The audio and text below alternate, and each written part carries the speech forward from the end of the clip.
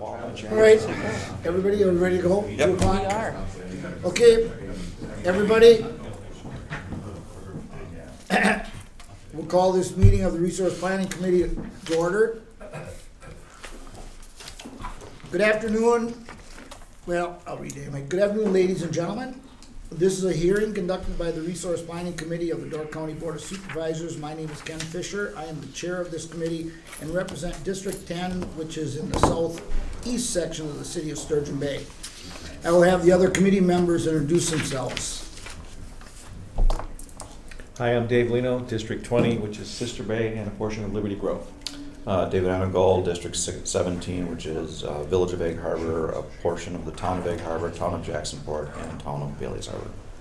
Susan Kohout, District 6, which is Town of Sturgeon Bay and the southeast corner of the Town of Nassawapi.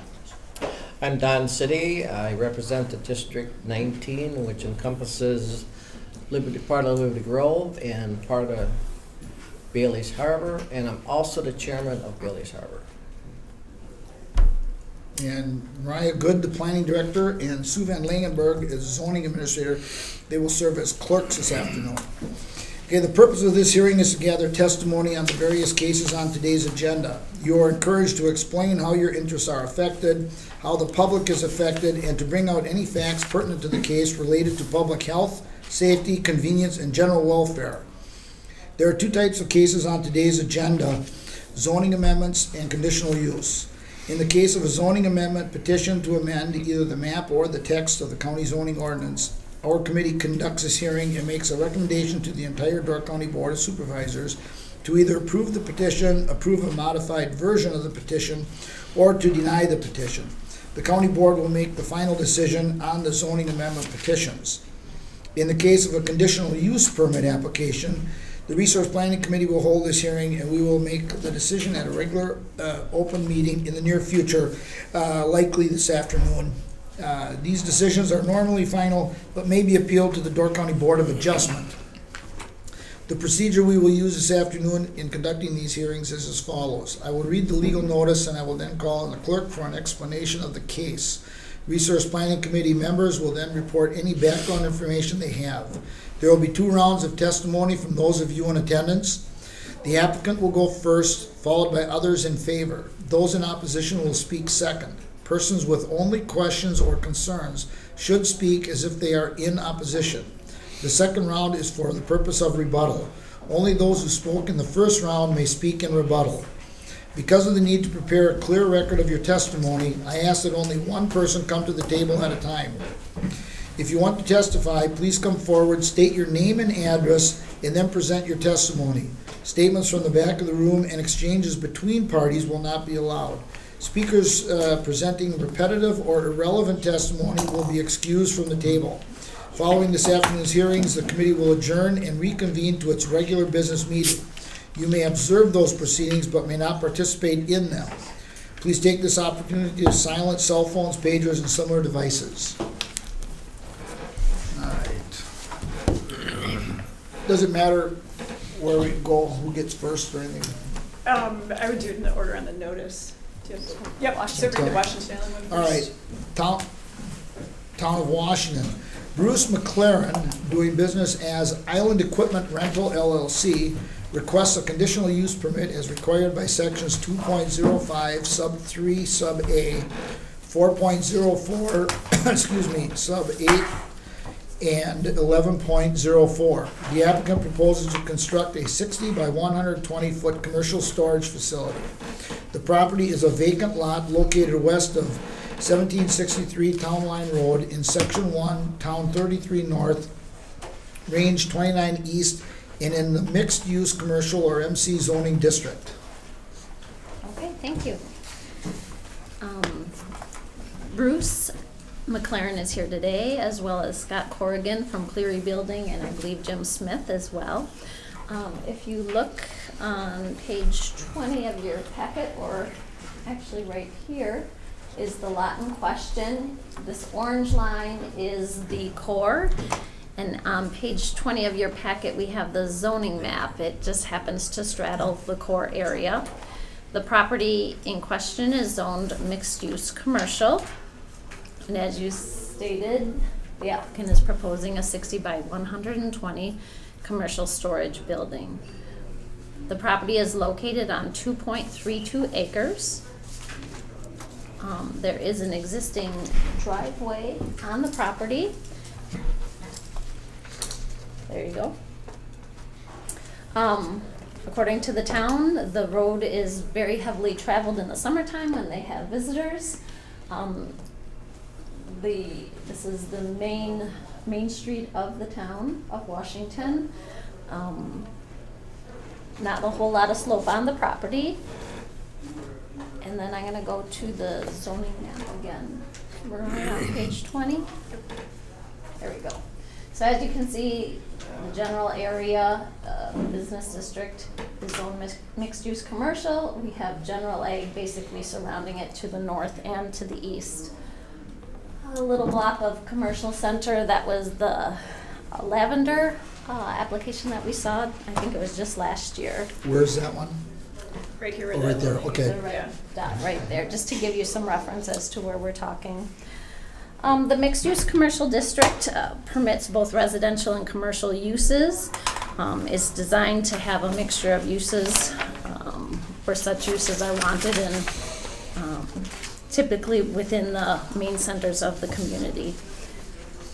As far as conditions, the only things we've listed on the staff report are the typical conditions, which are obtain a regular zoning permit within 12 months, which they're ready to move forward on, and then the downlighting condition as well. I don't think there's a whole lot more on my end to talk about, so I'll turn it over to Mariah on the planning end. As far as comprehensive plan considerations, as Sue said, the parcel is partially in the core area. The line runs kind of through it. So I provided the descriptions from core area in your packet. Commercial storage isn't necessarily something that's usually thought of for core areas, but it's not really, I would think, largely inconsistent. It's also designated on the future land use map as commercial, and the commercial straddles or goes over the boundary. So the whole property is designated on the future land use as commercial, even though only half of the property is in the core area. So I provided the description of commercial as well. And that talks about things like screening, and I believe, correct me if I'm wrong, Sue, but the ordinance itself does require some screening, and that's why we didn't put anything about screening in the staff report as far as suggested conditions, and we can elaborate on the screening that's required if you need us to. But as far as any concerns from the comprehensive plan or any goals, objectives, or action items that would support or oppose this, there aren't any, so it's not a concern. I don't have anything else unless people have questions. Okay. Any questions, Dave? Can you go back to, Yeah. exactly. Okay. How does a lot get partially in the core and out of the core? With the core area boundaries, that's actually somewhat common, I think, because when they drew them in 92 or 3 in preparation for the 95 plan, I think they just drew rectangles box or something around. like Yeah, that. so they probably, I guess, I can't scroll down on here, but they probably picked some of the parcels that were kind of in downtown and just used that. So I think probably a lot of times they go along either 40 lines or section lines or the back of the larger parcels that are in the commercial area.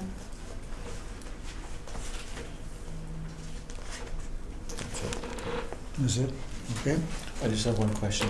On page 2 of the application where it talks about emergency services, it says emergency services can be accessed, but the fire chief also has a little note in there that he was not contacted. There Whatever is- last There word was says. a later one, I thought, Right, the where third he was page There's contacted. a, yeah. it's It does blurry. have his signature. They just came in at 2 different dates, so the Okay. fourth page of I that wondered the packet should same. be. Yeah, if you go to page 13, 13? that question is filled out on page 13 of the packet. I think that got faxed in separately. Okay, thank you. Okay. All right, anything else? If not, would the applicant come forward and state their case?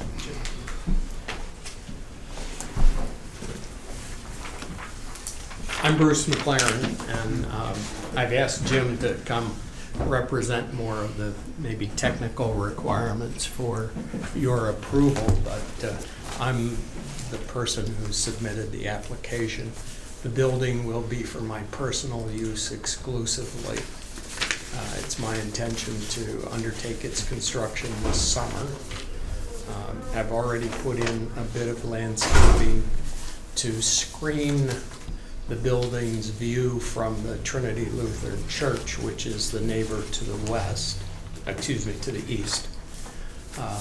Further to the east is relevant. It's the town fire station, police station at the corner of Airport and Town Line Road. So that's the neighbors to the east. The neighbor to the west, the next adjacent neighbor, is a logging operation. Next to that is less than attractive automotive building with a lot of debris. And to the west of that is the Lambert's Lumber Company. So those are the neighbors with whom I fit. I will landscape the building, maybe not extensively, but adequately to make it look attractive from Town Line Road. I'm sensitive to the island. I've been a summer resident there my entire life. So I'm aware of the positioning of the building. And I'm happy to comply with the lighting request.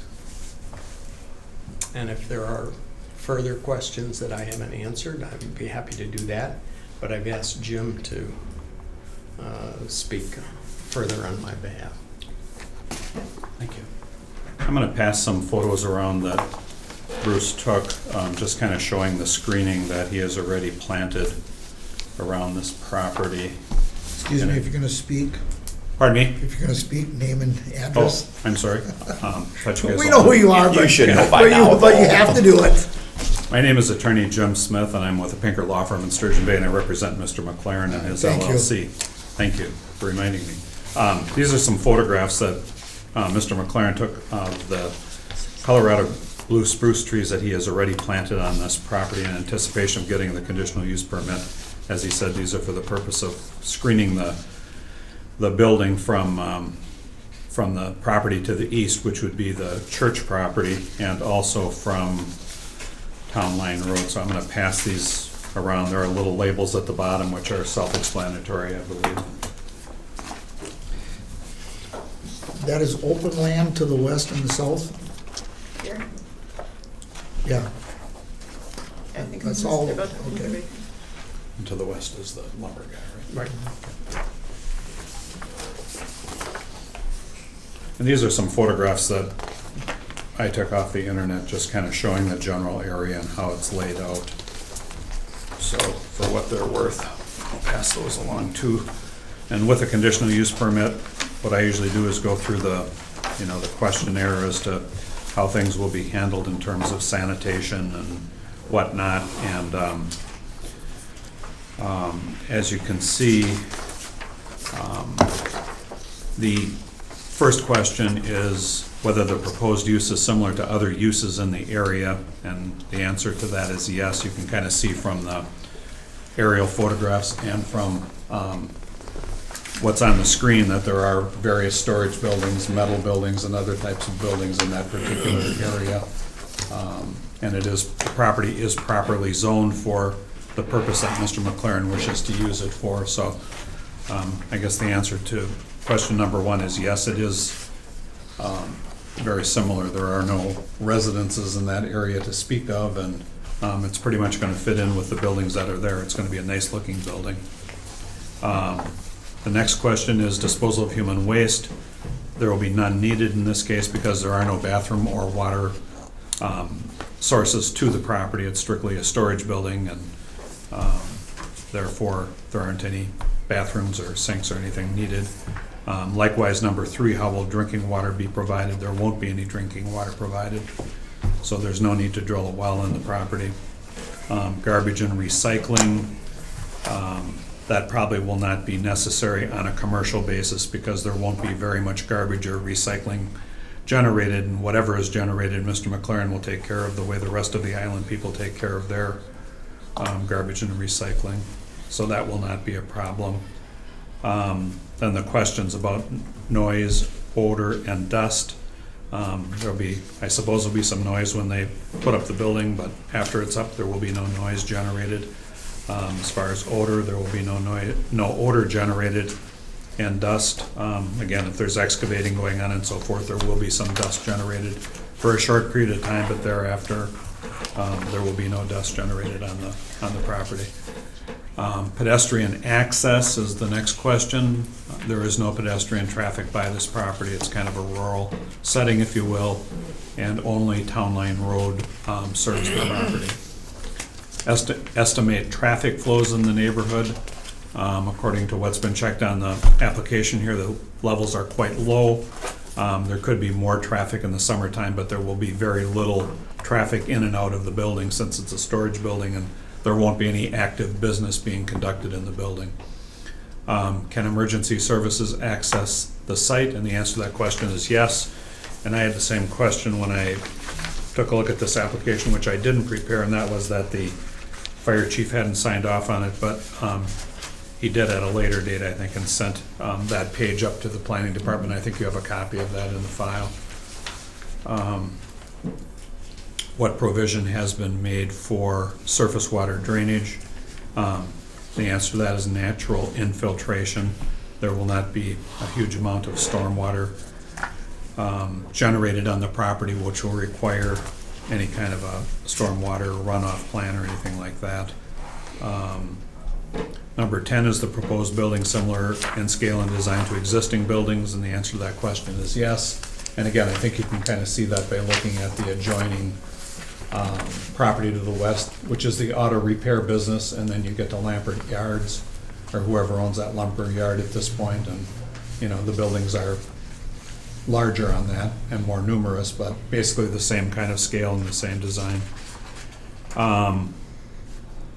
Whether exterior lighting is proposed, I don't know if there's going to be any exterior lighting, but I do know that Mr. McLaren has told me that if there is, he will follow the direction of the board, which will require, no doubt, the condition that the exterior lighting be focused downward, so not to light up the skies at night. Major changes in the natural character of the area through removal of natural vegetation or alteration of the topography. Grass is natural vegetation, I would call it in that case. There will be some of that removed, but it will be replaced and seeded down around the building, and some landscaping will be provided around the building, as Mr. McLaren previously said. Topography, there will be no change in topography. It appears that that land is rather flat at that point, and it'll remain so after this building is built. Excavation of bedrock through blasting and or mechanical equipment. I understand that there will be no blasting or mechanical equipment used to excavate in the bedrock up there. The building will be built on a slab, and therefore there isn't any need to excavate a crawl space or a basement or anything like that. Whether the structures will be served by propane or natural gas, the structure will not be served by either. As Mr. McLaren indicated previously, he's going to start construction of this building as soon as the conditional use permit is issued and he gets a building permit, and I suspect it's not going to take very long to erect that building.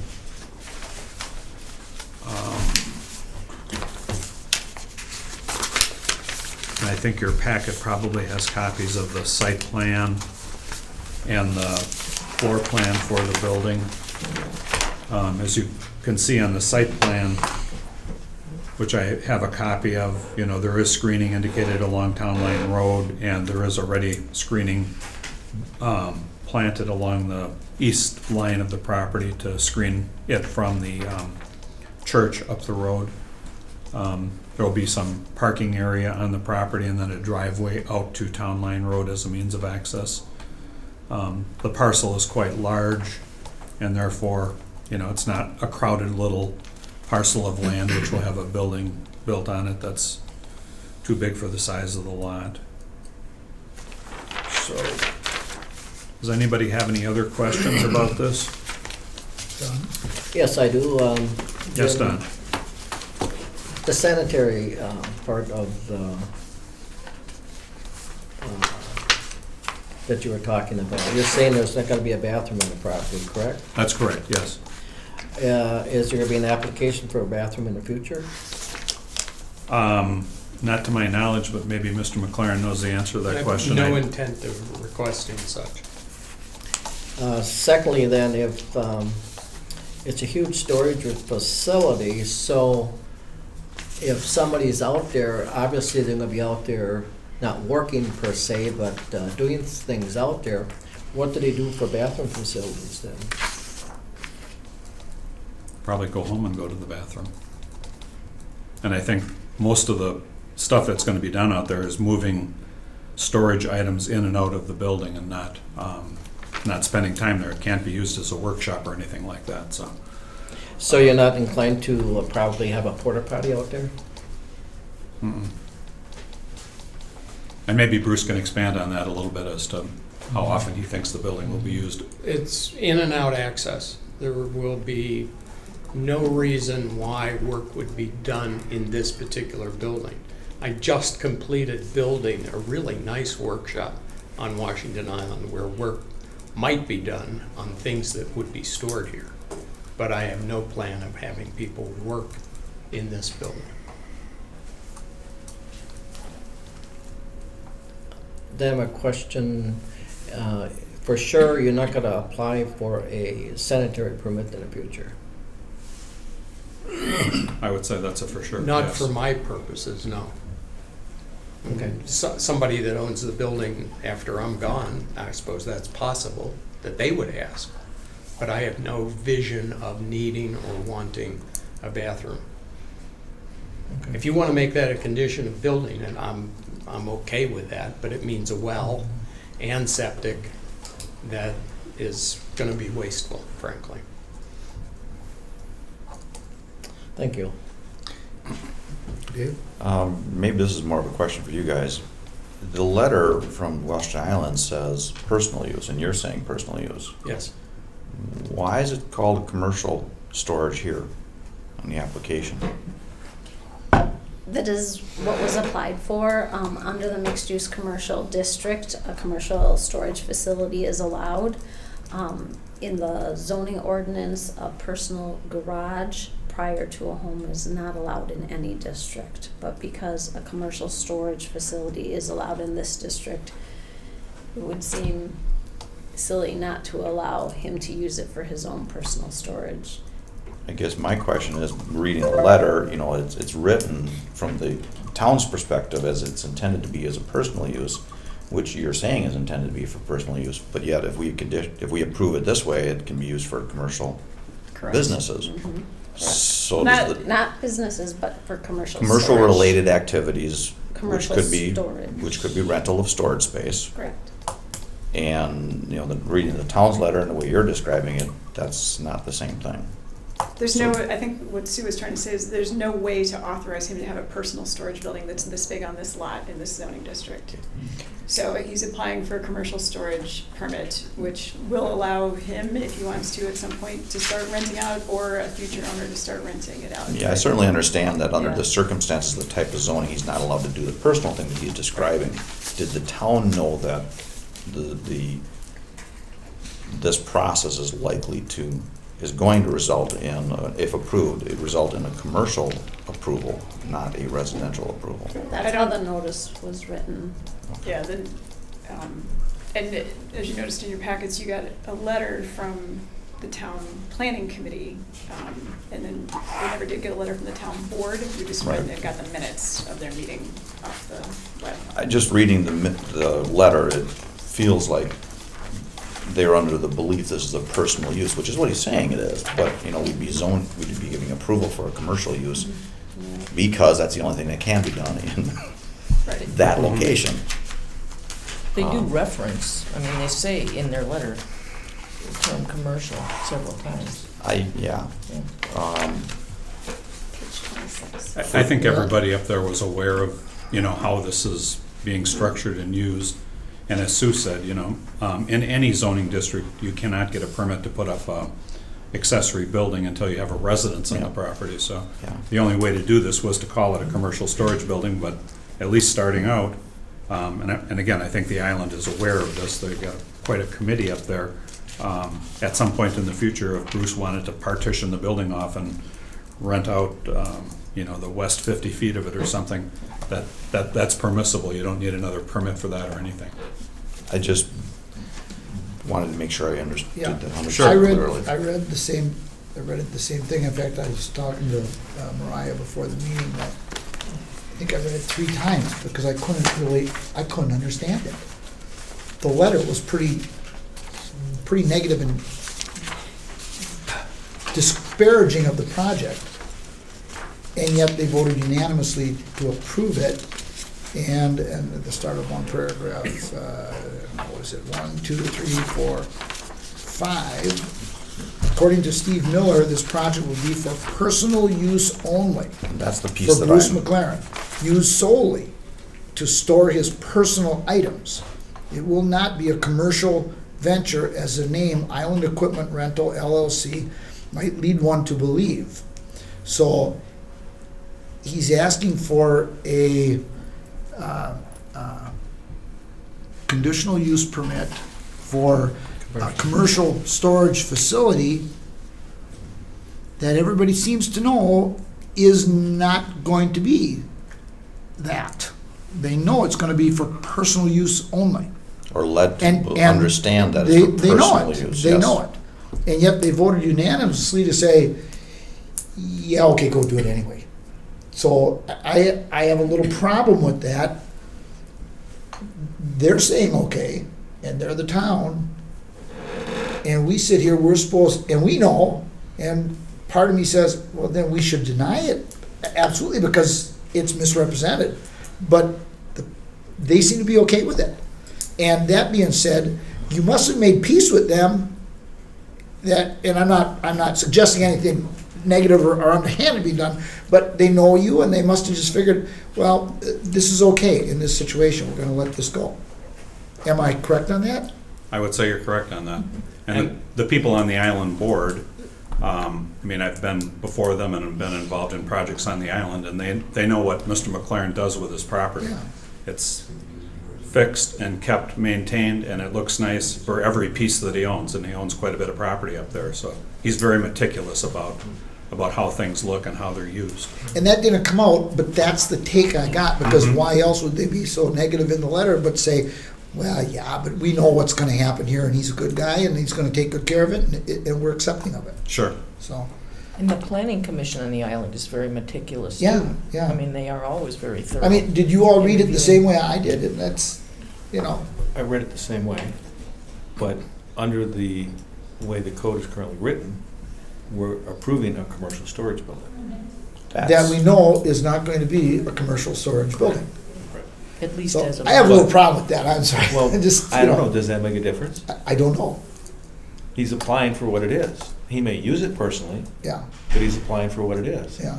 He's meeting all the requirements according to the application, Yeah. so. Yeah, my real comment is that, not quite the way Ken looked at it, but you're representing it as personal use. They sound like they understand it's gonna be used for personal use, but the ramifications of issuing a permit for a commercial structure is not the same as the ramifications of a personal use structure. The other question I had is, why so many parking spaces for essentially a private place? Probably required by the ordinance, I'm thinking, based on That's square true. footage. Again, we're back to a commercial building.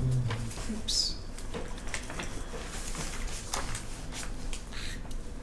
It wasn't my intent to create any parking spaces, Well, frankly. If I have to, I will, but I don't want them. You're coming before a board that does not, that is presenting the Yeah. facts today at this moment rather than what we historically know, and I have to ask the question. The ordinances don't provide for what I wish to have, so I'm applying for what the ordinance provides for. No.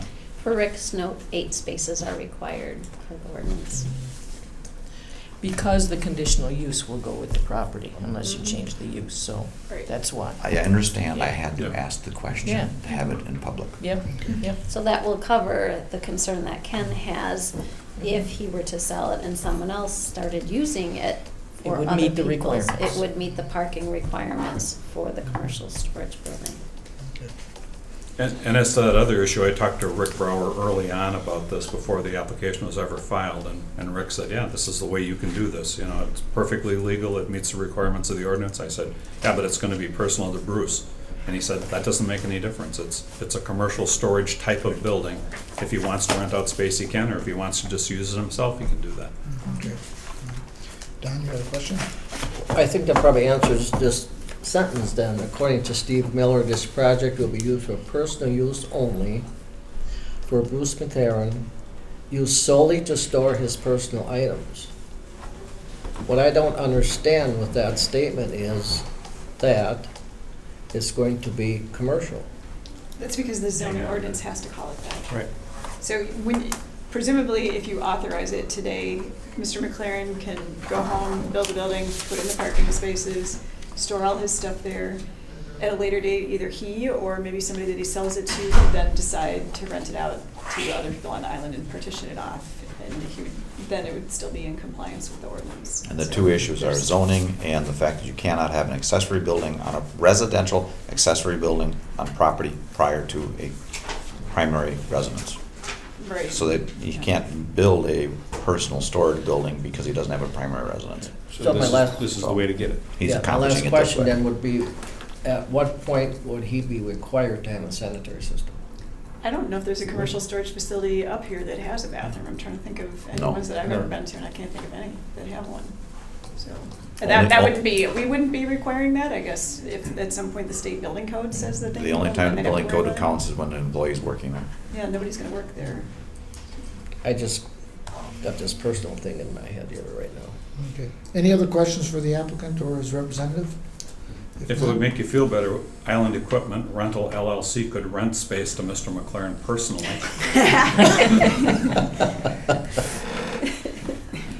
No, I think you understand my point. Sure, I do, yeah. But if the island's okay with it, and they even say in the letter, they understand this is what it is, Mhm. they're willing to give it to them and call it a commercial building, and they know what they're doing. They're Sure. not- There's nothing, the wool isn't being pulled over anybody's eyes here. No. So as long as they're okay with it, then I am too. Okay, great, Yeah. thank you.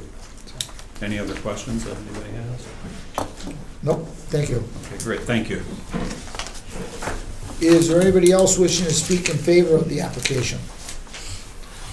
Anybody else wishing to speak in favor of the application? Anybody else wishing to speak in favor? If not, okay, are there any other letters in favor of it, other than the one we have? No letters other than what's in the packet. Okay, is there anybody wishing to speak against the application? Anybody else wishing to speak against the application? And once more, anybody wishing to speak against? No? No letters against? No, there are not. Okay, then there's no need for rebuttal, and we will move on to the town of Liberty Grove. Kent and Jane Schaefer Jr. Am I saying that right? Because here it says Kent, parentheses, Jr., and then in Jane Schaefer. So whichever, you know what I'm talking about. Request a conditional use permit as required by sections 3.15, sub 5, sub C, and 11.04.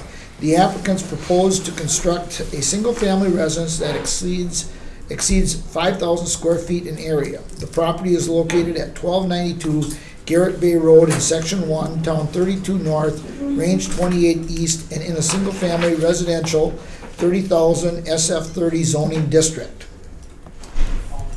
Okay, so this one is a little different than the cases that you have seen. I don't think we've had any recent cases similar to this. The town of Liberty Grove has what we call an overlay, where they require a conditional use permit if a home exceeds 5,000 square feet or 15% of the area of the lot. So this is a single-family residence in a SF30 zoning district, and the only reason it's here in front of you today is because of the size. Okay. Okay. I had a question on that. Sure, They said the residence, they include the garage as part of it? the footprint. Part of the footprint for the a residence? Yep. Per the ordinance, it's described as part of the Okay. residence. All right. Can I talk about size too? Yes, you may. So it's not total square feet of use, it's just footprint we're talking, that's the issue. Actually, total square foot, It's written as footprint, footprint, okay. Okay. so if it's Flip to- 2 stories, 3 stories, 1 story, basement, immaterial. Okay. Okay, so given that, Is that it? You got the air photo? Oh, okay. page 41 is the site plan or the air photo. Let me just get the laser pointer. A lot. Sorry, That's do you want okay. the site plan or the air photo? The site plan is fine. Okay. All right, I'm looking for 41. Page Yep. 41. So, a waterfront property, Garrett Bay Road kind of winds around their property. They do actually own the adjacent lot as well. As you can tell, this is the footprint of the home. It meets all the required setbacks for this zoning district. So again, we're only here because of the town's overlay, which says they need a conditional use for the size of the home. So in SF 30, minimum lot size is 30,000 square feet, which is just under an acre. The lot in question right here is 1.8 acres in size, so it exceeds the lot requirement as well. They'll have sanitary and well, like everyone else that has a home in this area. What I will do now is have you go to the zoning map. There we go. As you can see, all along the water in this area, it's own single-family residential, 30,000, followed by larger lots of HL 3.5. The area is developed with single-family residences. There's some vacant lots as well. Don't have a lot to add other than this district is intended to provide primarily for single-family residential development on slightly lower densities than the SF 20 districts, which are smaller lots. As I said, we haven't reviewed a lot of these lately. So when staff put together a staff report for you, the only ideas that came up as far as possible conditions were obtaining the regular zoning permit, which they've already applied for. Obviously that they apply and comply with state, local, and other regulations. And then, should you think it be necessary, you could require downlighting. Now, any other house less than 5,000 square feet will not have that requirement, so that's for you to make a decision on. But really, for zoning, I don't have any other information, so I'll give it to Mariah right now. Comprehensive plan considerations were in your packet on the future land use map. This property is in a residential area, so I provided the description. Obviously, the use is completely compliant with and consistent with that designation. And there aren't any planning concerns or any goals, objectives, or action items from the plan that speak to this application. As Sue said, this is simply because of the overlay requirement that Liberty Grove has. Okay, thank you. Question? Yes? Is the overlay uniform in Liberty Grove to all residential zoning or just this zoning district? I'm just curious, it doesn't, I think it's all districts. Are you gonna I'm just gonna look at this quickly. Yeah, it doesn't differentiate between any of the districts I mean, as that far as this doesn't 500. affect- It might not even be 5,000 just square. residences, it might be buildings, any building that's over 5,000. I'll let Sue find it. It says Oh, buildings, okay. so it's general buildings. Yes. Why the overlay? And does any other town or municipality use it? Use a overlay similar to this? No. I Like- understand, I I was gonna say, understand but- Bud's here, but I'm yeah. asking for Yeah, the planning departments. My Understanding. speculation from the year that it was adopted was that it has to do with the big house. That, Okay, More yep, control. but I yep. don't, Bud can speak to whether or not that's Yeah, the case. If he, yeah. I just wanted to hear the planning department's view of it. Any other questions? I think we've only ever processed, well, at least in the last 8 or 9 years since I've been director, I think we've maybe had 2. Okay. I've done more If- than that in the last 3 If months of my not, the applicant can step forward and state their case. One at a time, please. The only reason, one at a time, please. The only reason I left, One at a time? yeah, Yeah. Mr. Schmidt come up because he was the attorney for him, and I was kind of Oh, wrong on that. okay. I shouldn't have left both of them up here at one time.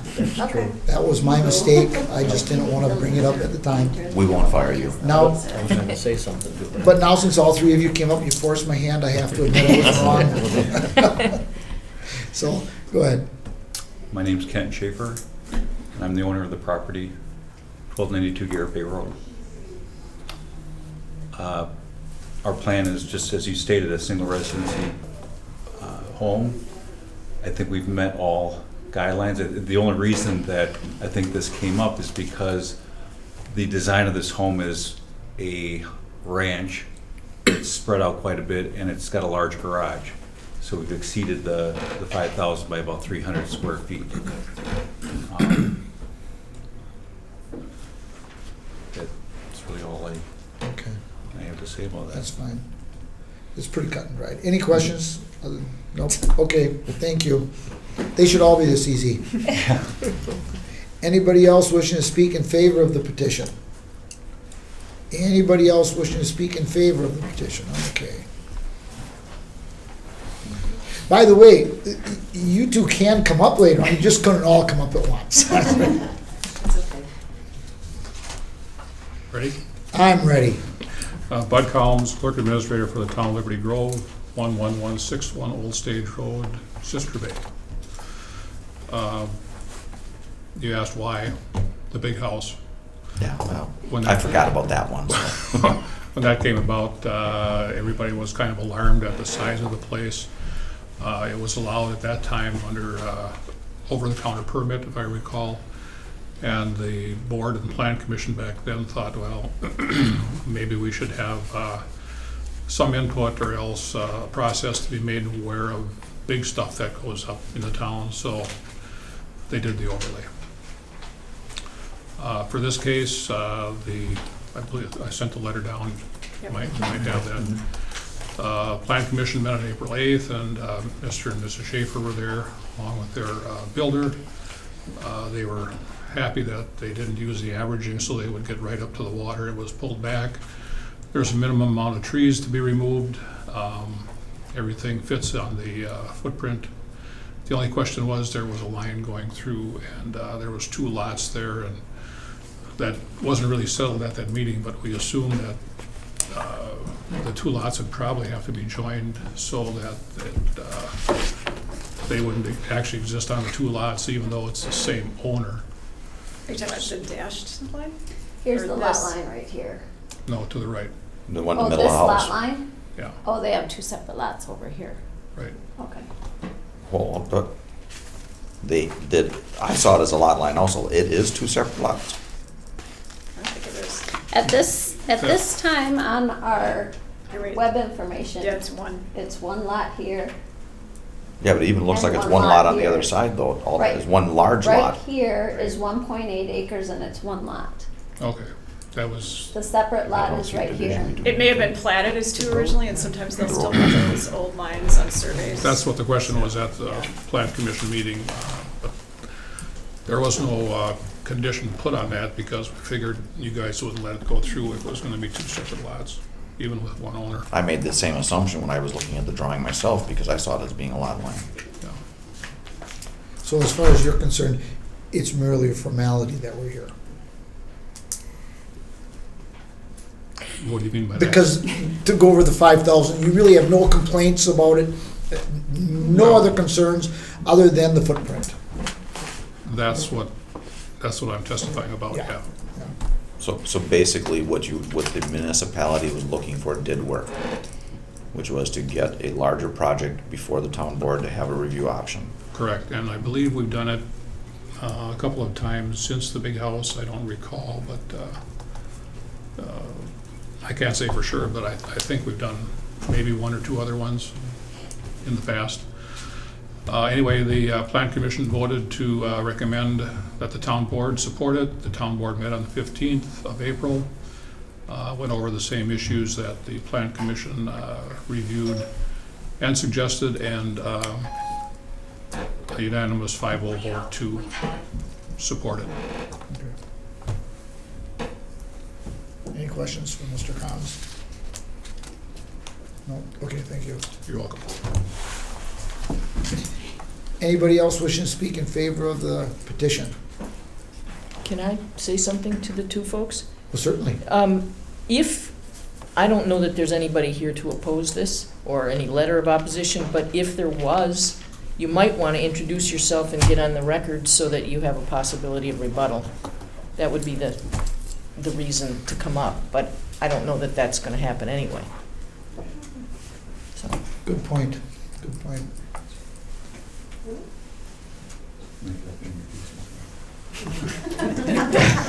Anybody else wishing to speak in favor of the petition?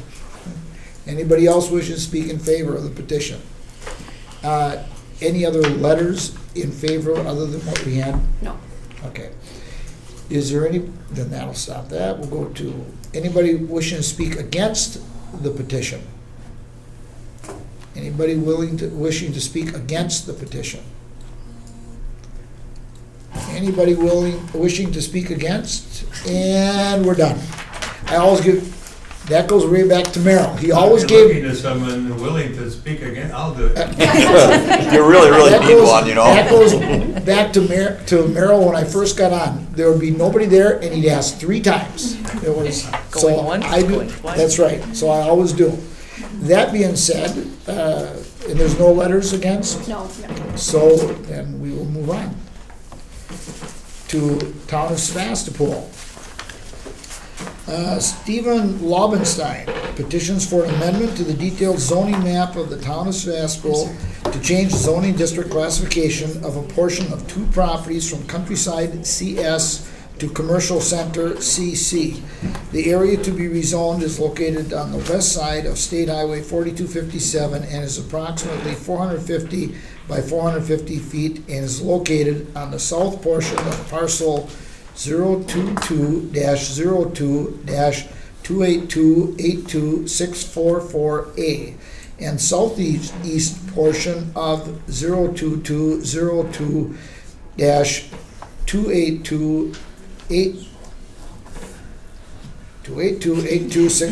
022-282-643A. The total area requested to be rezoned is the approximately 5 acres surrounding the existing buildings. The applicant wishes to pursue the establishment of a professional office within an existing building which currently houses a trade and contractor establishment. A professional office is allowed by regular zoning permit in the commercial center CC zoning district.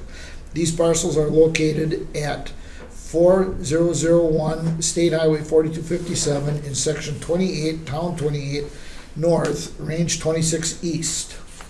Okay.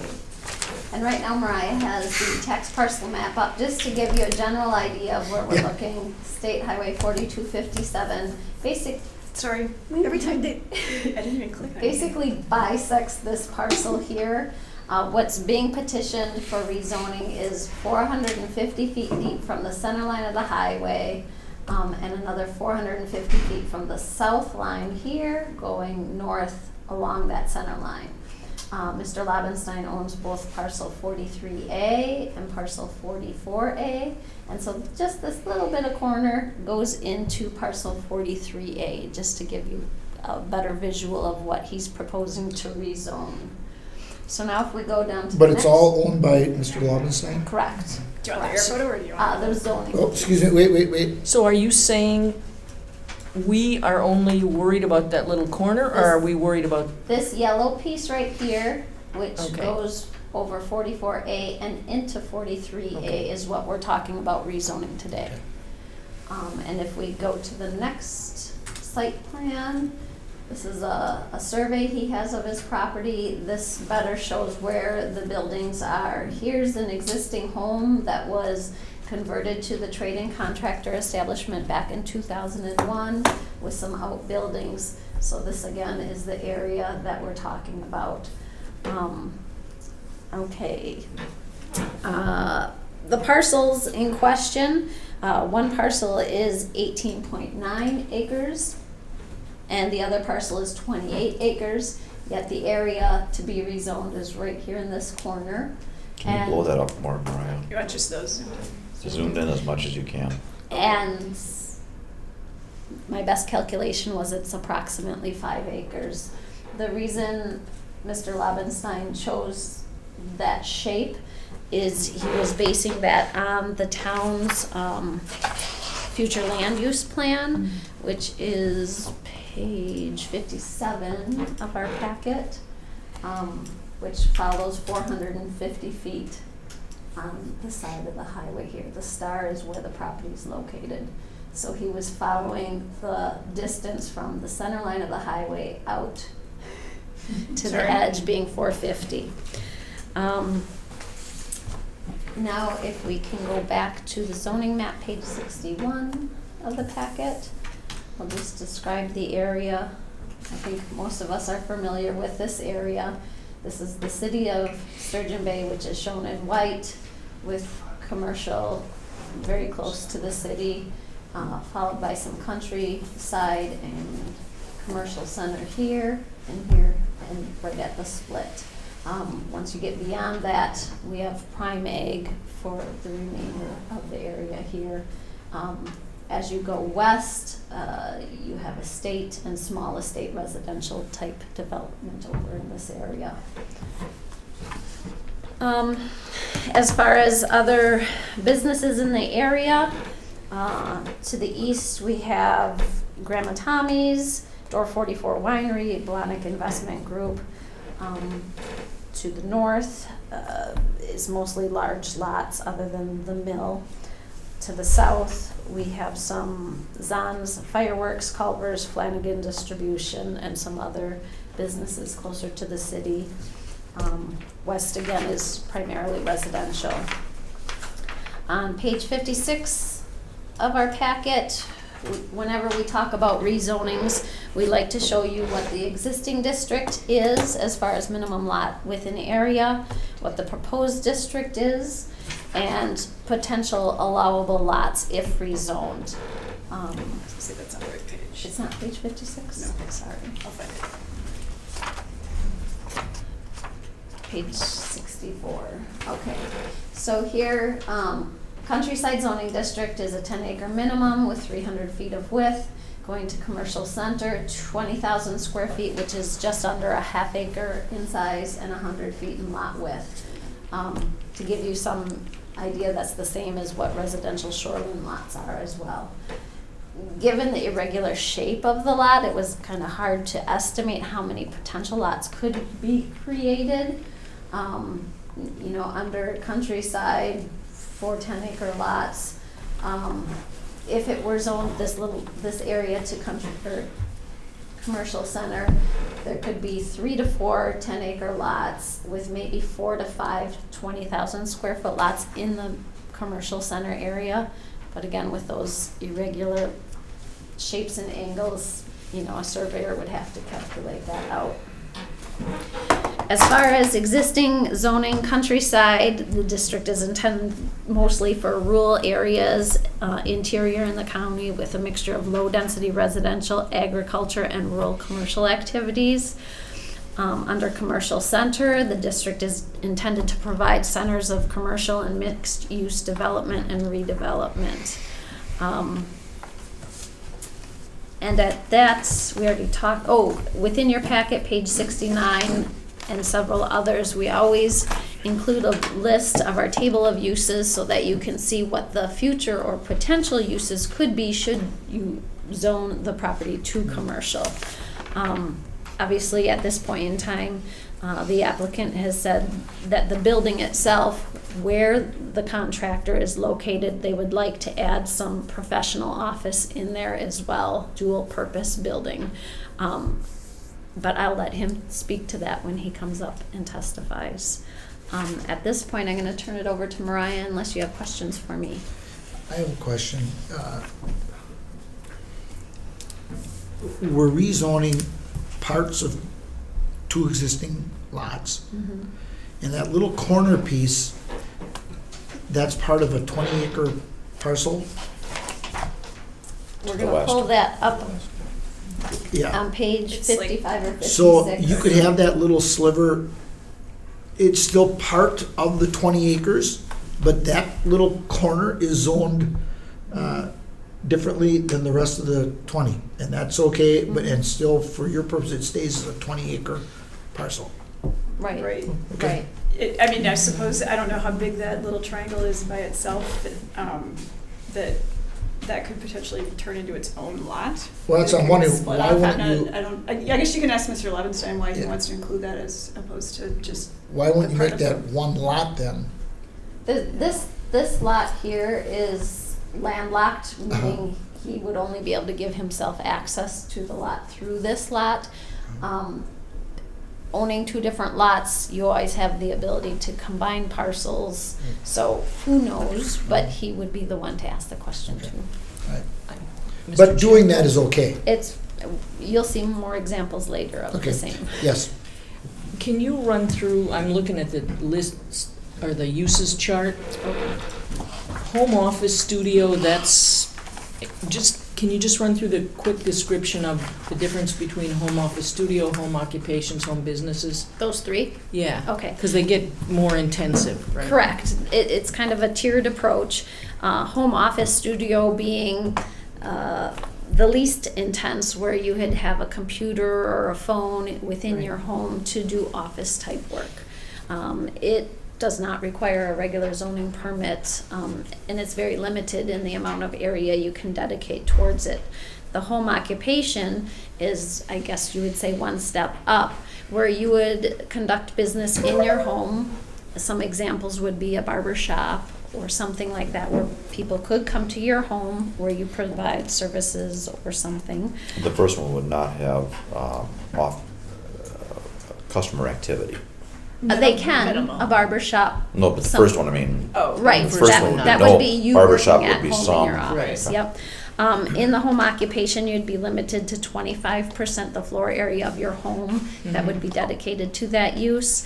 The next step up, home business, which you've seen a couple for conditional uses, that allows for 60% of your home to be dedicated to that use, and includes more impact type things like trading contractor establishments and That one you can have employees that don't live there also. employees, yeah. Okay. Thank you. Mhm. I'm gonna go back to the planning part of the staff report. As you probably gathered from looking at the length of this staff report, this one's complicated as far as trying to figure out what the plan would say about the proposal. As far as the proposed use, I mean, I don't think the plan would care if it's going in an existing building.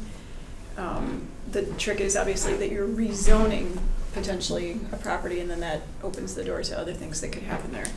So as far as walking through kind of the regular considerations that you look at when you're looking at a rezoning, the district that's in place right now isn't there due to a mistake. Circumstances have changed somewhat in that there has been some development across the street in nearby areas. Rezoning would allow for higher intensity and higher density uses than some properties nearby, but not others. The new district does fit the maps, both at the town and the county level, but not necessarily the goals of the plan, so you kind of have to take a look at both of those. And the other spot zoning tests are, is it just to benefit one person, and whether or not there's an overriding public good, and it's obviously to benefit the property owner, and there's not necessarily a public good. So those are kind of all the things that you need to be balancing.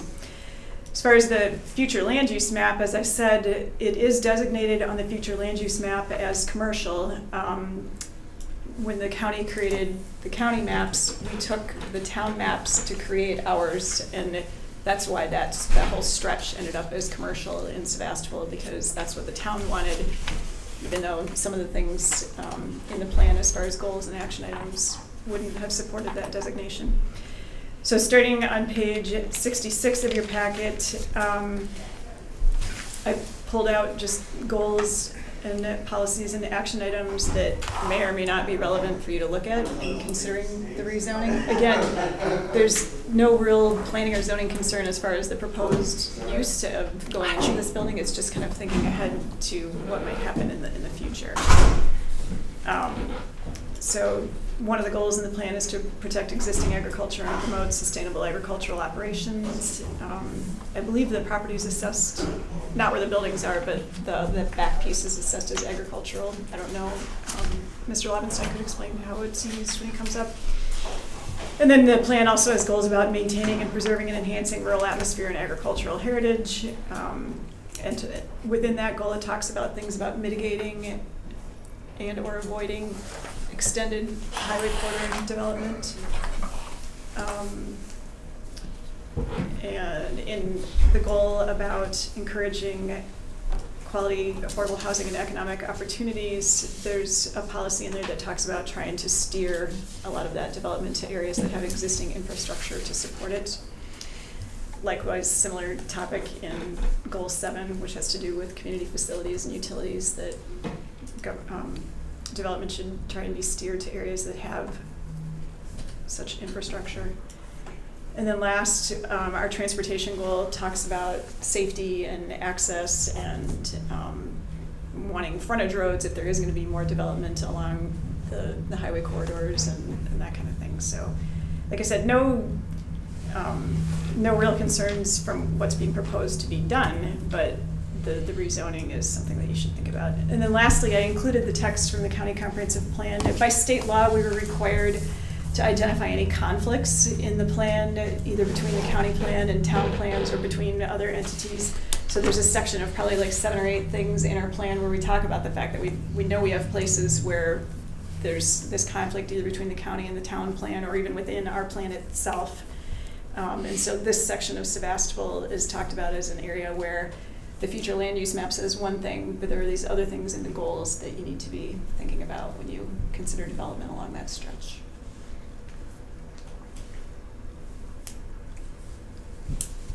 I have one more follow-up, if that's okay. Yeah, I have a question too. Go ahead. Going back to what I asked you before, the home business, the home occupation, the home office, where does professional office fit in there? Okay, professional office is a separate use in the table. Right, and I looked at that, but in reading it, how is it different than those other 3? You wouldn't have to live there. Right. Oh, okay, Yep. okay, thank you. Yeah, and that the professional offices are on page 71 of the packet, and those are only allowed in commercial center, mixed commercial, and recreational commercial. And no one lives at the home currently that I'm aware of. But that's a business there, There's a trading contractor contractor there. right? establishment. yeah. Laubenstein Builders. It was, No, now it's Thielens now. Thielens. Yeah, Mhm. but I mean, it's been there for years. 2001, the It's- conditional use was issued. It's not like I don't understand the conflict. It's already a business, it's already there. He's just adding to the center of it. Well, We're not developing anything. We're not growing it out. He's talking about being within. there's going to be a new business, a new Yeah. use there, and it's, I don't, Mr. But Laubenstein it's is saying- still within the, The use isn't confines. allowed in the district right now, so Right. he's asking to For the conditional rezone use. it right. so that he Or the can have rezone, that yeah. use established. Yeah. Right, because a trade and contractor is allowed in Countryside, but a professional office isn't. I think Countryside is sort of, well, it's a 10-acre district that's largely agricultural, but What does is- allow for. What is grandma's then? That's commercial. That got That got rezoned. rezoned to commercial. Yeah, yeah. So, Yeah, so it's. that's why I'm just not seeing any conflict there. I mean, it is a commercial district. Well, that was kind of my question too, because nobody lives there. Thielens uses it as a sales office. A little bit of equipment is stored there, not Yeah. much. You know, where Laubenstein was Yeah. using it as his business, as storage of equipment and that stuff, as I understood it. So I was trying to figure out what's the difference from how it's being used today Yeah. and the zoning change that's being requested for the type of intent in the I'm future. sorry, I didn't make it clear. So the office, in addition to the trading contractor establishment in the home, is not a permitted use in the current district. So he's asking to rezone it so he can have both that trading contractor and the professional office Okay. in the building. Which is going to be not Thielens, as I understand it. Mr. Laubenstein can Well, expand on that. okay, But when it yeah, comes up. it's going to be a whole separate Okay. entity. All right. I think we heard enough. We could. Oh, do you think so? Yeah. Oh, well, excuse me for wanting to ask a few questions. Moving on, would the applicant step forward then? Been repetitive. Okay. I'm just gonna put some of these maps out here just in case anybody would like to see them. substantially right similar to there. what was in the packet? Yes, this one was. I don't know how to work that. Just push the yellow if you want the red laser on there to point Okay. to any of the packet, and then state your name and address. Thank you. And Steve, if you want me to show a particular thing from the packet, just tell me. Okay, perfect.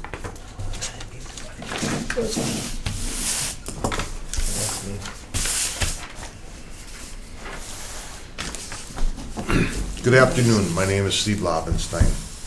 I would like to request a zoning change on my property located at 4001 State Highway 42 and 57 from countryside zoning to commercial center. The town of Sevastopol has identified an area of commercial center through many meetings with the community to create the future land use map. See the town of Sevastopol land use map that they created, and also the existing commercial map in that area. Now, if you look at the existing commercial map in that area, you'll see, if you start from the 42-57 split, you'll see, moving south, you'll see C&W Auto is commercial, which would be on the east, which would be on the west side of the road. Then on the east side of the road, you have the Mill Supper Club, Charlie's Upholstery Building, the old theater, Starlight Theater. If you keep moving south, you will also see Grandma Tommy's Country Store, Blonick Investment, Door 44, and 2 certified survey lots.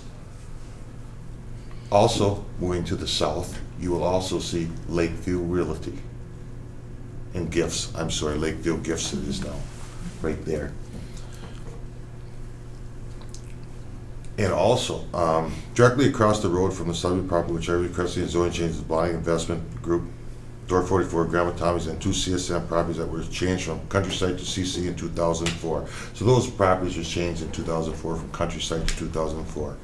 Also, directly across the road is Lakeview Gifts. There's also many properties, more properties in the south that were commercial center, also down the street. Directly to the south of my requested property, which would be the Zahn's property, in September of 2005, the RPC recommended a zoning change from Countryside to CC. Upon identification of the upland area, see letter if you'd like to see this. This is the letter by our resource planning committee, if anybody would like to see this. And in 2010, there was 20 acres rezoned from Countryside to CC on a shrink property. And you might want to show where that is, Mariah, if you would, please. Thank you. Town future land use map indicates an area of 1,518 feet, starting at the south end of my property and moving to the north, 450 feet deep from the center of the road, which would be approximately 16 acres to change to commercial. I am requesting an area of 450 by 450, which is 4.65 acres, less setbacks of 107 feet from the center of the road, which would bring the usable area down to 3.5 acres, less any side yard setbacks also. In 2001, this property received a conditional use permit for a trade and contract business, so there is commercial there as now. Commercial business already operating on this location. I would like to be able to create a professional office at this location, which I would take a rezoning to CC, Commercial Center. If you look at the different businesses you could create in countryside zoning versus commercial center, they could be less desirable also. I believe some of the uses in the countryside zoning conflict, relevant goals, objection, actions, items from the comprehensive plan, and also as it does in commercial center zoning.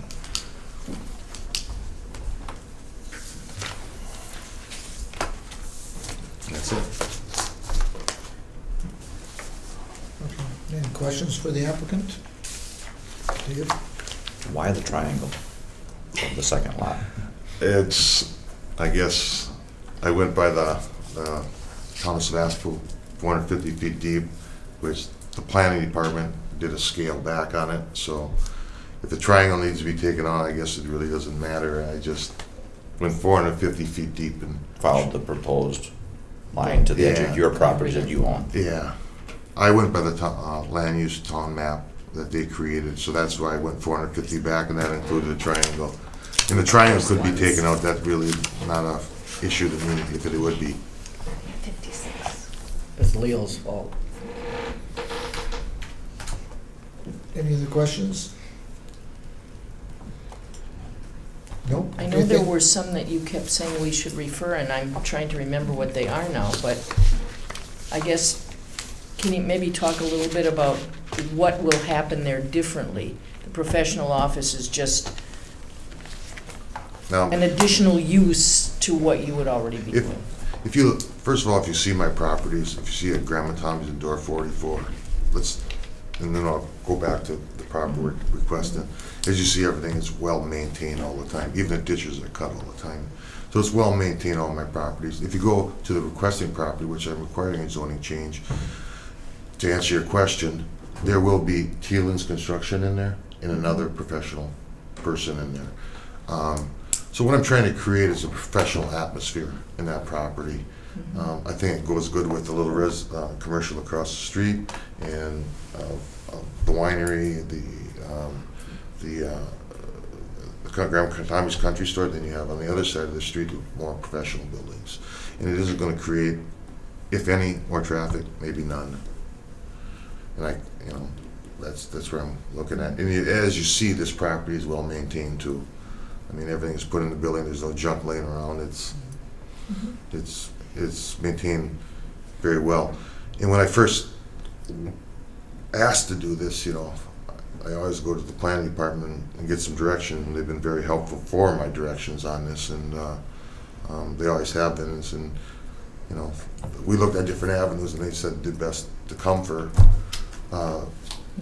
change the use if that's what you want to do. So that's what I've created. But they're very helpful on my way to get here on this. Any other questions? Nope. Okay, thank you. Thank you, folks. Anybody else wishing to speak in favor of the petition? Anybody else wishing to speak in favor of the petition? Wait for one more. Anybody else wishing to speak in favor? I would like to Okay, speak, that's, Mr. Chairman. Bummer. 2 seconds. And does it count after you say it the third time, or? Oh, God. Told you it was Leo's fault. Yeah. Hi, I'm Leo Zipperer. I'm the chairman of the town of Sevastopol. Were you given the letter from our clerk Need your- treasurer? You need your address too. 3850 Bayshore Drive, immediately adjacent to Bayside Cemetery on Bayshore Drive. That is more information than we needed, but thank you.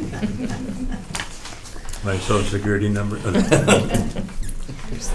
Anyway, I'd only like to reiterate what the board had done on, I believe it was April 21st, and that we voted unanimously to go along with the petition of Steve Laubenstein. It fits the comprehensive plan of the town, and as far as ingress is concerned, we as a town paved that shoulder. I think it was 3 years ago at the town expense to make it for a safe entrance and exit off of Grandma Tommy's across the road. And it was with the approval of the DOT. So there will be no other requirements of him to do anything out on the highway.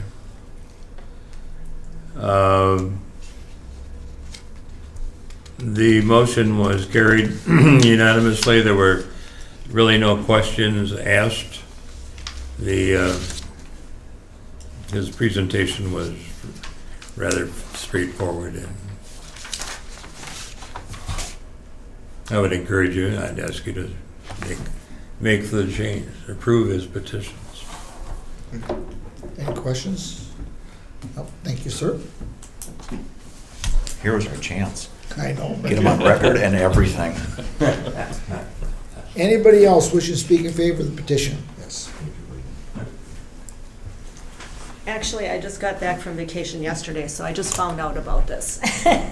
My name is Nancy Schrank.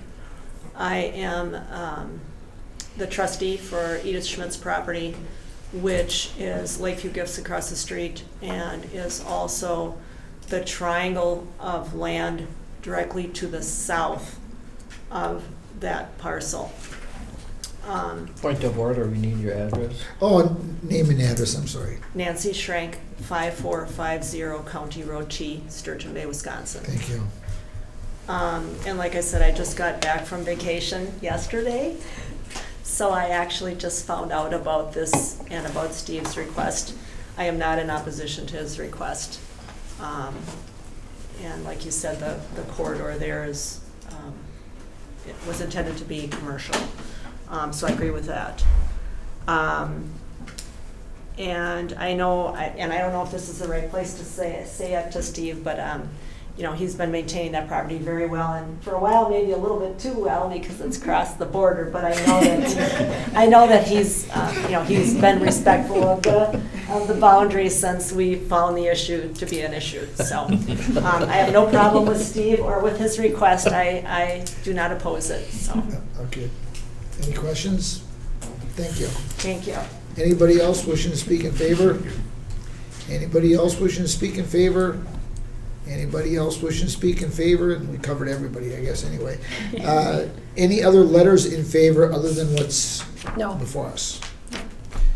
Okay. Anybody wishing to speak against? Going once, going twice, going three times, that's it. Any letters against? No. Okay. Then we will close the hearing and go into our regular meeting immediately with no breaks, because nobody needs a break in such a short hearing. Yes, we'll take a 5-minute break, Don. That's actually good, because we can get Audrey's. Oh, all right, all right. And grandchildren. We'll open our regular meeting. I don't even want the meeting to do with it. Okay, verification of proper notice, procedures, adoption of the agenda. So I'll take a motion to adopt the agenda as presented. Also moved. I'll second.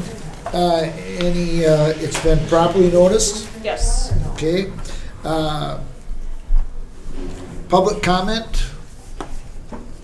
Nobody left. Nah, there's nobody left, okay? Don't let Leo talk. Nobody left, huh? Well, then I haven't Okay, already. Yes, yes. Correspondence, You don't count. any other correspondence?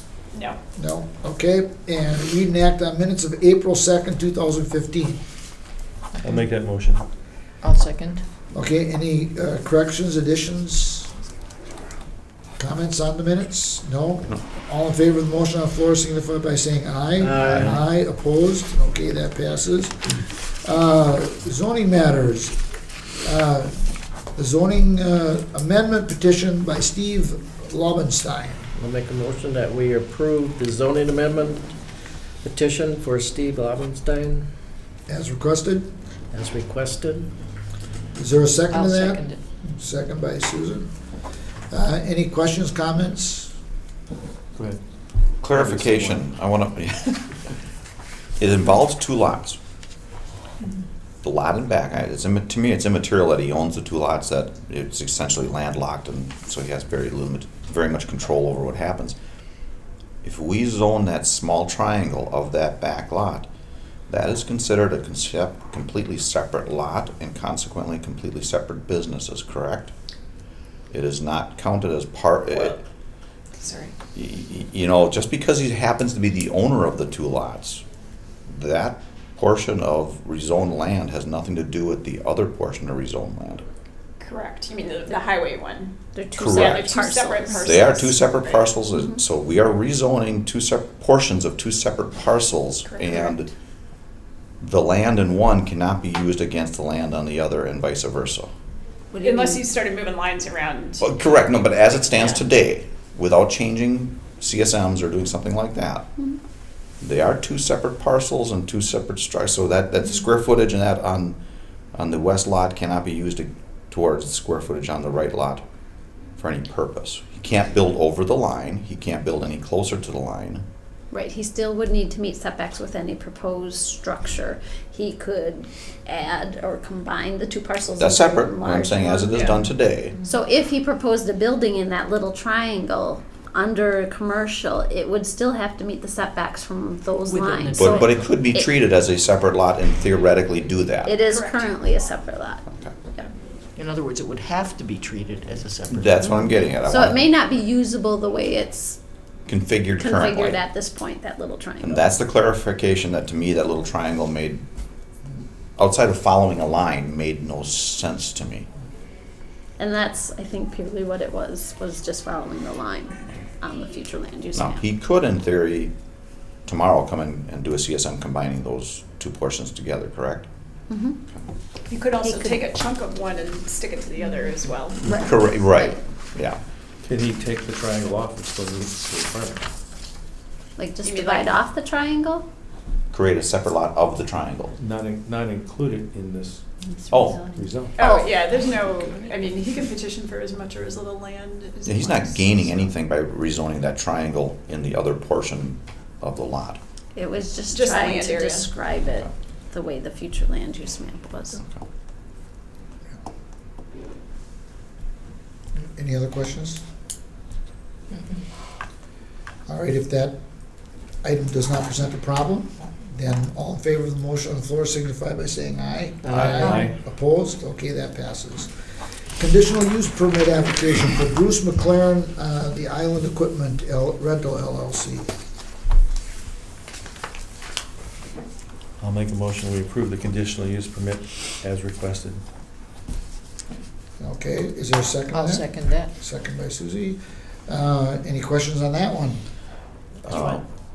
I don't have the staff conditions in front of me. I think it was just obtaining a zoning permit, complying with codes, and if you want to do the downlighting, that's up to you. I mean, you generally attach that, but it isn't required.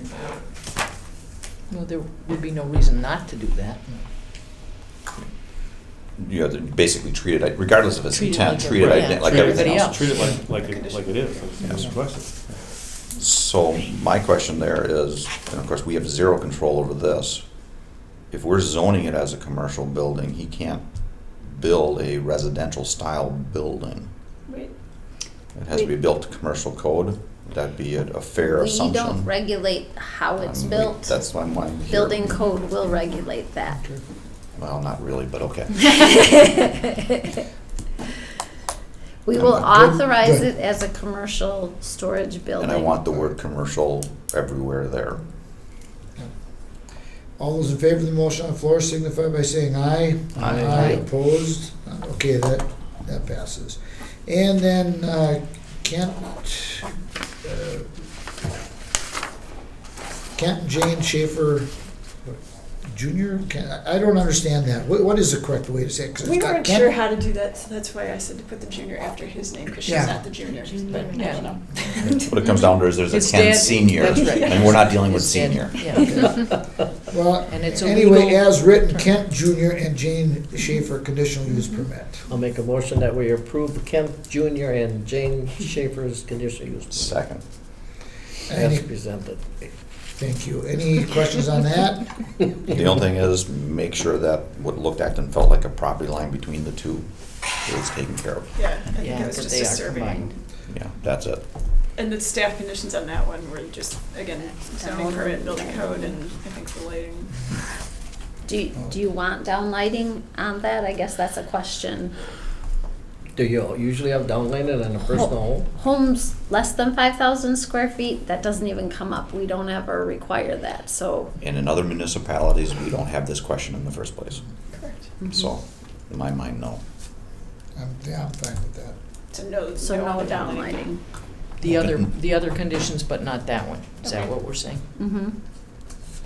All right, all those in favor of the motion on the floor signify by saying aye. Aye. Opposed? Okay, that goes. Countywide wetland map review project. Audrey has lots of maps for you to look at. Yeah, I think we should postpone this, because I certainly didn't get a chance to read this stuff beforehand. No, It's it'll actually, we'll walk actually through go it again. fast. It's very, yeah. That first map says Bailey's Harbor on the back, so. Oh, God, no. So, Not red. this is the project that we talked about a while back, about shifting to having our wetland zoning district be an overlay that hangs on top of the zoning district, so that whenever if that line moves, either because of DNR determinations or our determinations, we don't have to figure out what to do with a potential gap. So Audrey has promised that Bailey's Harbor is the most complicated town that we have to deal with, so we're gonna do that one first. Get it off the. And she'll walk you through the charts and everything, and we've got the existing zoning with numbers on it, and those numbers relate to that cover sheet that you've got. Oh, okay. And then we'll look at each of those things, and mostly what we want is we want to make sure that you understand the types of decisions that we're making and that you agree with the method that we're using, so that after we hammer out Bailey's Harbor, we can just go through the rest of the towns and say. Can we just cut it off and give it to Michigan? Be one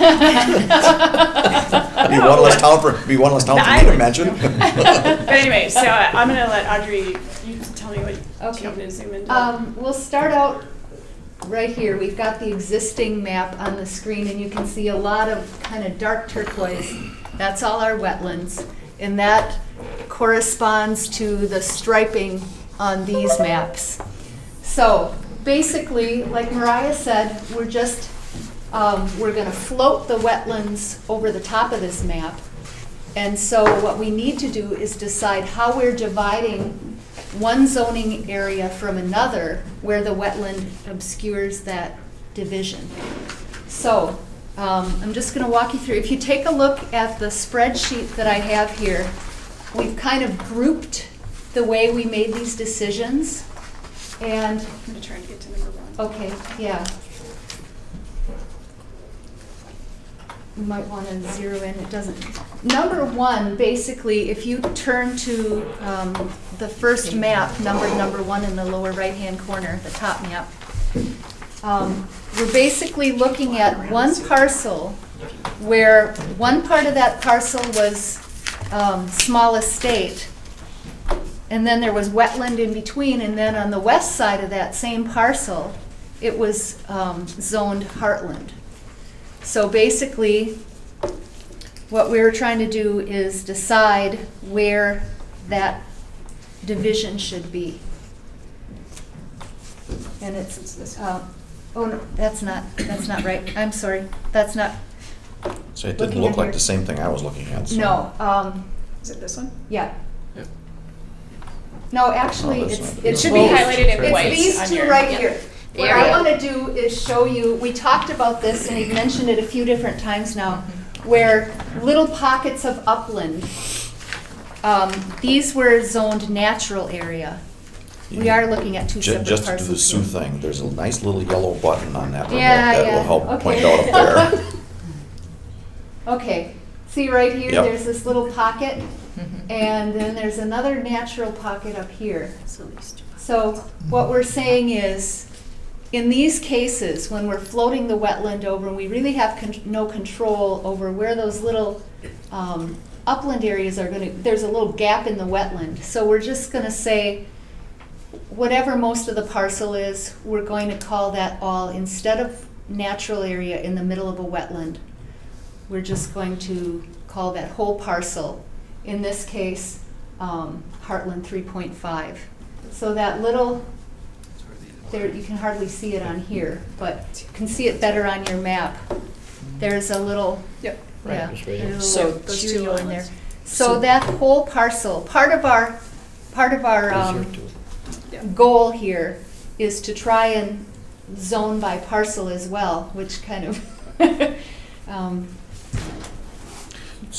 So if I owned that left parcel, right, it would be Heartland, yes, it would totally. but there would be that section on the corner Mm-hmm, that I have as a wetland that I couldn't Mhm. build in, right, and then there would be that one little high area, but That little but the high whole area. thing would be called Heartland. right, we would Okay. just call that little high area Heartland now, instead of natural. Our maps will probably look the same. They It'll will. just be Mhm. like, the It'll be layers two will be separate separate. layers, Yeah. so that if Yeah. that. Yeah, so when, yeah. Yeah, if those boundaries ever move, we have etched fairly in stone what's gonna be underneath. So we've thought about all that division that needs to be taken into account. So are you saying that you're delineating a wetland? Yeah. Not at all. So What this we're is, saying is, if there were no wetland at all on this property, how would we decide What that little high what spot that is. zoning area would be, and this little high spot in the midst of what really is wetland. We're just gonna say, we'll apply the Heartland rules rather than the natural rules to So- that. The problem we have here is because the original zoning maps include wetlands as a Right. category area. So that Right. lot number 1, as a map is laid today, is partly Heartland 3.5, partly wetlands, except for the little tiny piece that is Right. questionable. So now that we're gonna take the wetlands and take it off as a zoning layer, and now it's an overlay instead, what do we make the entire lot 1 as? Do we make it all 3.1? Do we do it as part natural, as what the little chunk was? Part natural, but you can't Or- ever guess where that, you know. And where it really is Where today, the- or where it is right. tomorrow after the Mhm. bulldozer comes across. Well, so Yeah. you're looking for guidelines on what the portion of that lot that is currently labeled wetlands and that little tiny piece of land, Yes. what do we do with that part of that lot? Yeah. We're suggesting, The- let's just call it the the whole majority- parcel. 3.5, Right. Heartland 3.5. Mhm. Take what the rest of the lot is and just make it all that way Right. in that circumstance. And we do that here and there, you know, if there's just a tiny little piece and it makes no difference, it's not on the road or whatever, it just makes, Blatant obvious Yeah, sense. This yeah. is one of those lots where it's unusual. What do you want to do with it? yeah, it happens quite a bit, and I kind of want to establish a precedent. So you're looking for a precedence to how to deal with these lots that are Right. currently an issue? Yeah, Okay. kind of And bringing so- to your attention how we intend to And that- So going confront forward, these this issues. particular lot Why is this would be Heartland 3.5, and anything It- that was that's gonna the be way done the to the lot lot is. would follow the Oh, guidelines required That's for the shape of the Heartland. lot. And the With the reality, exception Wherever that there the is a wetland wetland. area I has don't to know. be Right. handled Yeah. appropriately. It looks like the it's just reality enough. is This a that 40.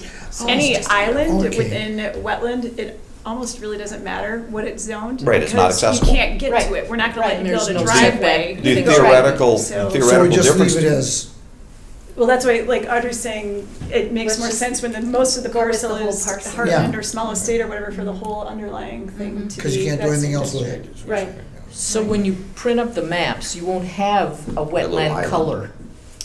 We will. Yeah.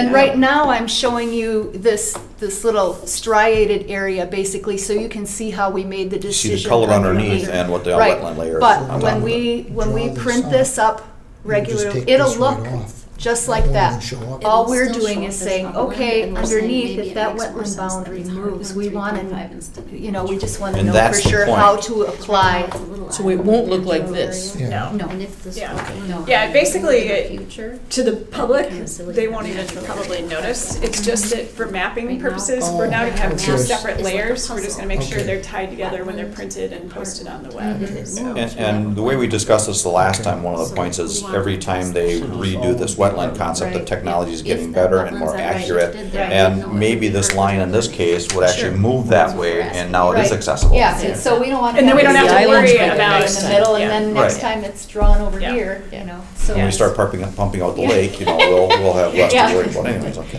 So we're just kind of generalizing our zoning areas. So the intent here is for us to look and understand your dilemmas and give you a pattern in which to apply Well, zoning Right, for those actually, lots. We've we're got asking Pat. for, They're we're giving us- asking, Asking they're for giving us your the input patterns. and feedback on what we've chosen. The items that As you've chosen. patterns. yeah, so besides kind of establishing a precedent, we're saying, okay, do you agree with our decision specifically in this case? Okay, so let's go to number 2.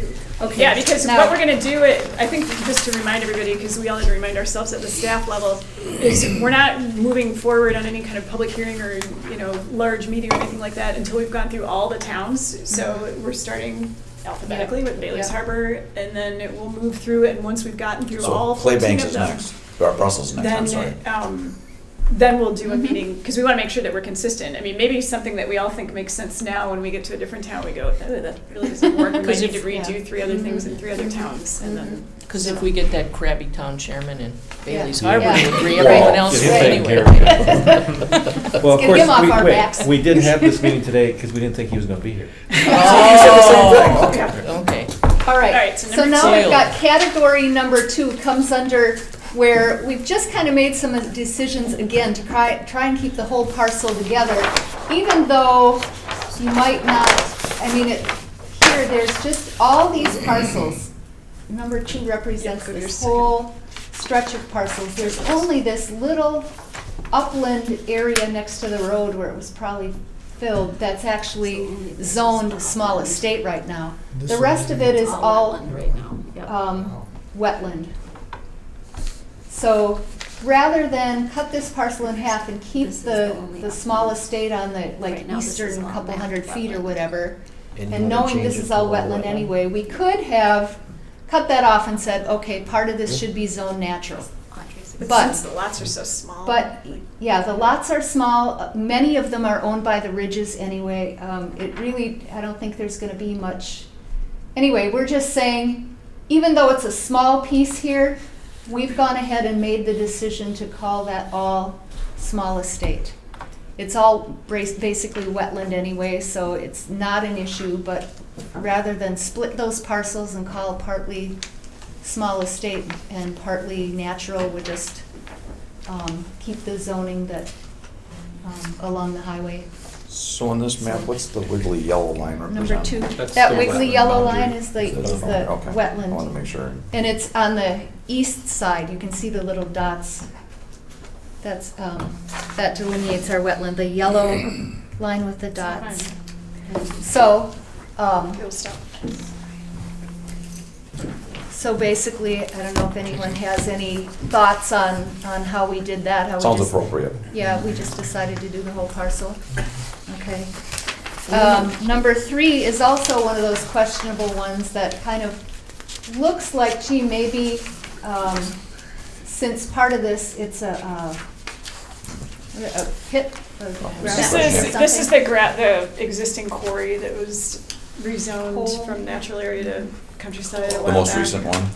It was No, a year or yeah. 2 ago, coal I think it was and about a year ago. Anyway, so it looks like a lot of this is already wetland. And again, the thought is, well, we could have cut off and made some of it natural because we know it's wetland anyway. But specifically in this case, the wording of the rezoning says that any upland on that property is to be rezoned countryside. So we are calling this whole parcel countryside. Then wherever the wetland line moves in the future, it's covered. We know that whatever isn't wetland is countryside. Because the rezoning that we did sometime, whatever. And that's time actually ago. quite Yeah. common with Right. almost, I would say in the last Um, 10, 15 years, any rezoning we've done where wetlands are involved, I think we almost always say the upland portions of Okay. whatever. Right, Yeah. that was, Unless actually, somebody's had that an was made exact- last year. Yeah, was that last year? Yep. All right, so those are the, Can I go back to 2 for 1 second? sure, yep.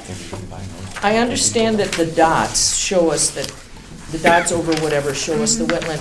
What are the parallel lines on 2? Those are the lot lines. Those are Those lot are lines. long, Those are all- skinny little lots. Yeah, So- I should Yeah, say, it's like, Like short. yeah, Yeah, all I mean, the white outlines are the are parcels of the issue in question, Mhm. yeah. Right. Yeah, because I mean, it probably, if those were big lots, it probably would have made sense to draw a line in the middle and say the Maybe. back half's natural area, but they're so long and skinny that Yeah, and our goal is to try and keep as much zoning through the whole, consistent zoning throughout the whole parcel, unless it really, makes a difference in the way people can use their property. Okay, And even there, they could petition for a rezoning. Sure. To some degree. sure. so. Or a delineation, so we know exactly where that wetland is, and so. All right, so now we're going to category number 3, where we're saying, in cases where there is more than one zoning on a parcel, we are using a physical boundary. It's the third chunk on your spreadsheet, but it's map 4/5. Right, it says split by, Yep. split by physical feature here. So we use different ways to divide out that property. Now, if you look at map 4/5, the easternmost parcel actually had 3 zoning districts to it. This one here. And the wetland kind of went through all, or divided them all. So now, we kept those 3 districts, but we used the stream to divide the estate from natural area, and we used the road to divide the SF20 from natural. And then the second example would be the 4 parcels to the west, where it was partly zoned natural and partly zoned SF20 with some kind of wetland in between them. We just used the road to divide, so anything to the south of that road is So SF20. there's a defined piece there. Right, we're to help using to some make the physical, separation. yeah, Right. Okay. some physical piece of, So when the Some river feature. continues to meander further We to talked the about that west. if the Yeah. stream moves or. when the stream moves, anything to the east of that stream I've is been gonna there be long enough that I've FC. seen it move. Or, yes, yep. And you wouldn't, the stream and the road wouldn't have divided the boundaries before? Well, they The probably wetland did, covers but it the now. wetland obscured that, I mean, Oh, no. because it was Yeah. a separate district. Right. All Okay. it said was wetland, so now we're basically probably saying what they intended all along for wherever the wetland wasn't. So, yeah. Part of this is a guessing game too, where we decide, try and figure out what they were thinking when they assigned these. Okay, so in the same vein, map number 6, we used the road there, right here, this parcel. I think they already had used that road basically as their division line, but the wetland was on each side of the road when we look at the maps. So all we did was say, okay, the wetland to the northwest is, or the, what isn't wetland is gonna be small estate, and to the southeast is going to be natural. I'm trying to figure where this is. This is Right that. here. No, but I'm looking Oh. at the map here. Is this that small road that turns off the side there? Is this- No, it's That's Q. That's Q. No, I know where Q Oh. is. What I'm saying is, I know along this road, because it looks like it here, like there's a Oh, there's subdivision. either Like a long this? driveway or something. Yeah. I mean, yeah.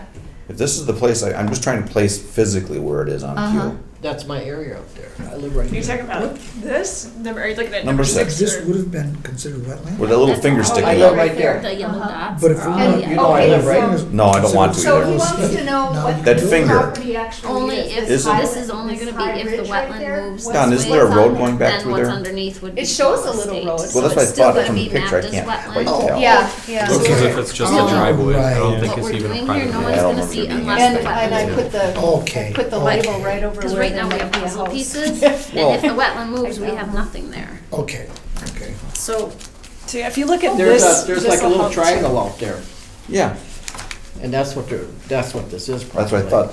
I'm trying to place where on the road this is. That's the On the triangle. left-hand side, going Yeah. toward, Yeah, kind of branches and goes north. All right, so. so you're gonna make it what? The so north part will be small basically, estate, south will yeah. be natural area. Yeah, basic Where route. the road is the. And divider. we do have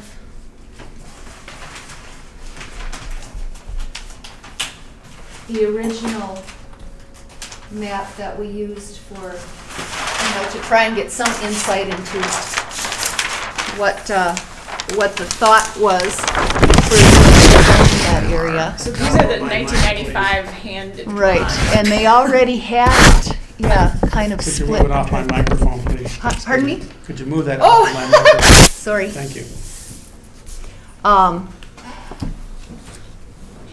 It pretty much draws natural on the southeast and small estate on the northwest anyway. So we can use those if Want to see that? if anyone wants to see, yeah, where Q. Okay, so then I'm just, does anybody have any thoughts? Good. Sense. Okay, all right, and then we'll move to number 7. And this white outlined area is one great big parcel also that has small estate to the east and light industrial PCI. to the west. So this is just north of Parents, that subdivision Exactly, they right, created, like right? PCI. Right, Yep. Parent is Yeah. exactly PCI. south. Okay. And there was one little piece on the map that's, western edge of this parcel, and it almost looks like a continuation of the quarry, but it isn't. But anyway, again, we just used the stream as the dividing line between what we're gonna zone as small estate and what we're gonna zone as light industrial.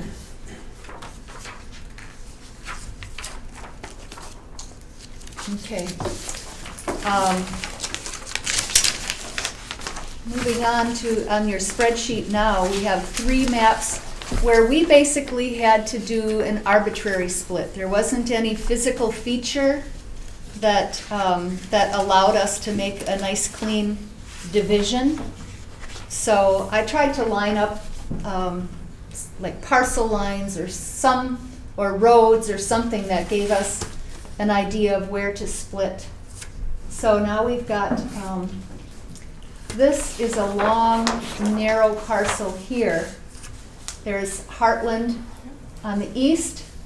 The central is small estate, and that's divided by a chunk of wetland that's now zoned wetland. And then over on the western part here, there is some that's zoned SF20. So we pretty much had to just say, well, somewhere in the middle of this wetland, we're going to say the eastern portion is Heartland, and the central portion is going to be estate.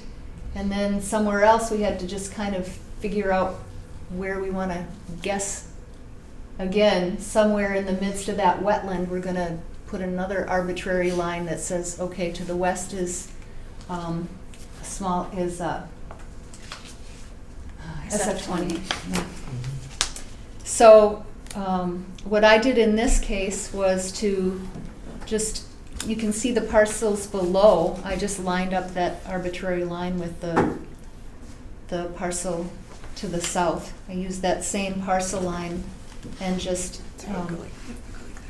carried it up and used that as my arbitrary division. And over on the western edge, I tried to line it up, I think, with a road or a parcel line, just somewhere in the middle of that parcel, or in the middle of that wetland, where we could decide, okay, something to the west is going to be zoned SF20. I'm not sure if I completely understand this completely here. This is wetland.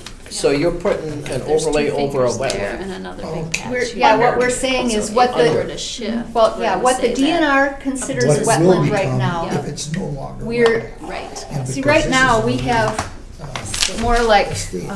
Wetland is a We physical have- attribute, not a zoning this. attribute. but the way we have I it got 3 defined people right talking, now. I can't hear Yeah. what you're Okay, saying. All right. let's say this is a Heartland zoning area, Okay, this is a wetland zoning area, okay, and this is estate. And there are 3 separate zoning areas. right.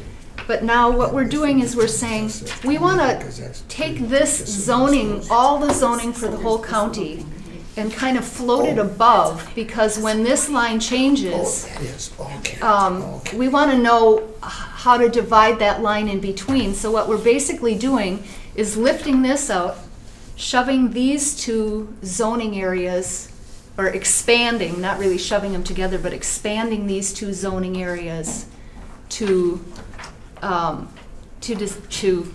just make a division here underneath what the zoning, what the wetland would show. I'm going to show it a different way. Okay. Okay, so these are your 3 districts, with the middle being the wetland. As it sits today. As it As sits it sits today. today. The DNR sends us a map in 2 years that says, actually, this is wetland. There's nothing here then. So that's why we're trying to come up with something that goes all the way To float everything underneath. together as to Right. Yeah, the right. right So we don't definition. ever have to do Yeah. this again. Yeah. So We you can just buy a fix our piece of wetland property map. and it Yeah. has a zoning district, and those are your rules, except if a wetland floats in a piece of it, then that will also, that in Right. combination with your Yeah. district. Because I'm a strong protector of wetlands, okay? We're not Yeah, changing yeah, it, we're not changing yeah. what And I anybody just- can do Right, to you don't wanna in or mess with near a that. wetland. Yeah. It It would changes be- nothing. As far as the rules go, even though we're saying under here, this is, now we've expanded these areas, so they come together and this wetland floats above. As far as the rules go, even though we're using the map, we're showing the map this way because the wetlands can fluctuate. What we're still gonna, the rules still apply. Where there's a wetland, the wetland rules apply. Where there's an upland, this zoning district applies. Where there's, and unless we actually have someone go out there and say, this is a hard and fast wetland line, A delineation. a delineation.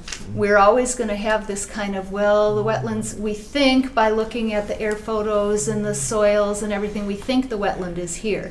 But see, But we they used to do changed. that when I was on the Board of Adjustment. We used to do exactly that when we went and actually looked at the property in question. Yes. And we did tour the wetlands and to identify exactly where the water line was in a wetland area or whatever. Yeah. Well, a property owner can still do that. The thing Right. is, they won't need to now, well, the rules have changed a lot since the 90s, let's just say that. But, Thank you.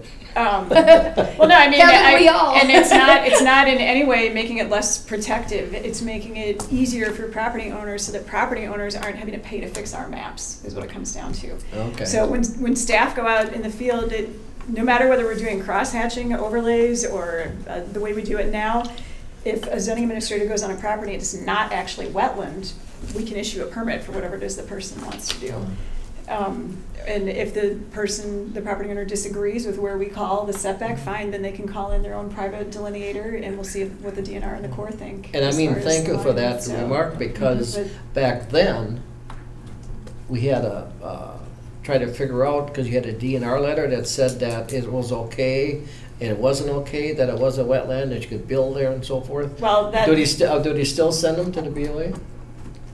Those don't go to the BOA, it would be the RPC for rezonings, I think. unless Which we're we've talking seen. about two With different delineation of processes. wetlands. But, pardon me? Delineation of wetlands. That would Yeah, be an because then it was RPC. called rezoning It would've back been then, RPC. because it was, Yeah, but so it's all, like Audrey said, we're not changing what anybody can do in or to or a wetland. It's just trying to improve our maps and the yeah. information that we can provide to people. Yeah. What it comes down to me is this: SF20, ag, light commercial are zoning districts that are created by the county and adjusted by the county. Wetlands is a physical characteristic of the property. It's not connected to zoning. It is what the physical property is and should not be a zoning piece. It should be an overlay because that will change as delineations come in, as the FEMA changes it, as the DNR changes it. So this works out well to keep that out of there. How about natural areas then? That's a zoning district. That's a Natural zoning is- district. Yeah, so that limits your lot size, your use, all that, that's still, Okay. And now- I got That's it. a county Yeah. zoning Yeah. district. I have a Mhm. question though. I'm a little bit confused. I've been with you up till we got to number 8. yeah, and I know, I can. It is a can hard one relate, to it see. is, So I want yeah. to go back to, if you look at number 1, Okay, okay, on number 8, why wouldn't you have this all estate, or all HL 3.5? well, because we don't want to get into having to actually rezone that property if we don't have to. We don't know what the use or the intended use is necessarily of that property. Here, we're just saying, if anybody did want to do anything with this little upland portion, the rest of the property is already small estate, so why don't we just apply the small estate rules to that upland portion too? Right. Yeah, So- here, With Yeah. this, there already currently is 3 different zoning designations on that single parcel. Three different uplands. 3 different upland Right, zoning right. designations. So is all of this one? that's That's all all one one big parcel. long parcel, Okay. yeah. So what we want to avoid is down zoning a parcel, say, for example, the SF20 right now. If that was all upland, they could put 6 lots in there.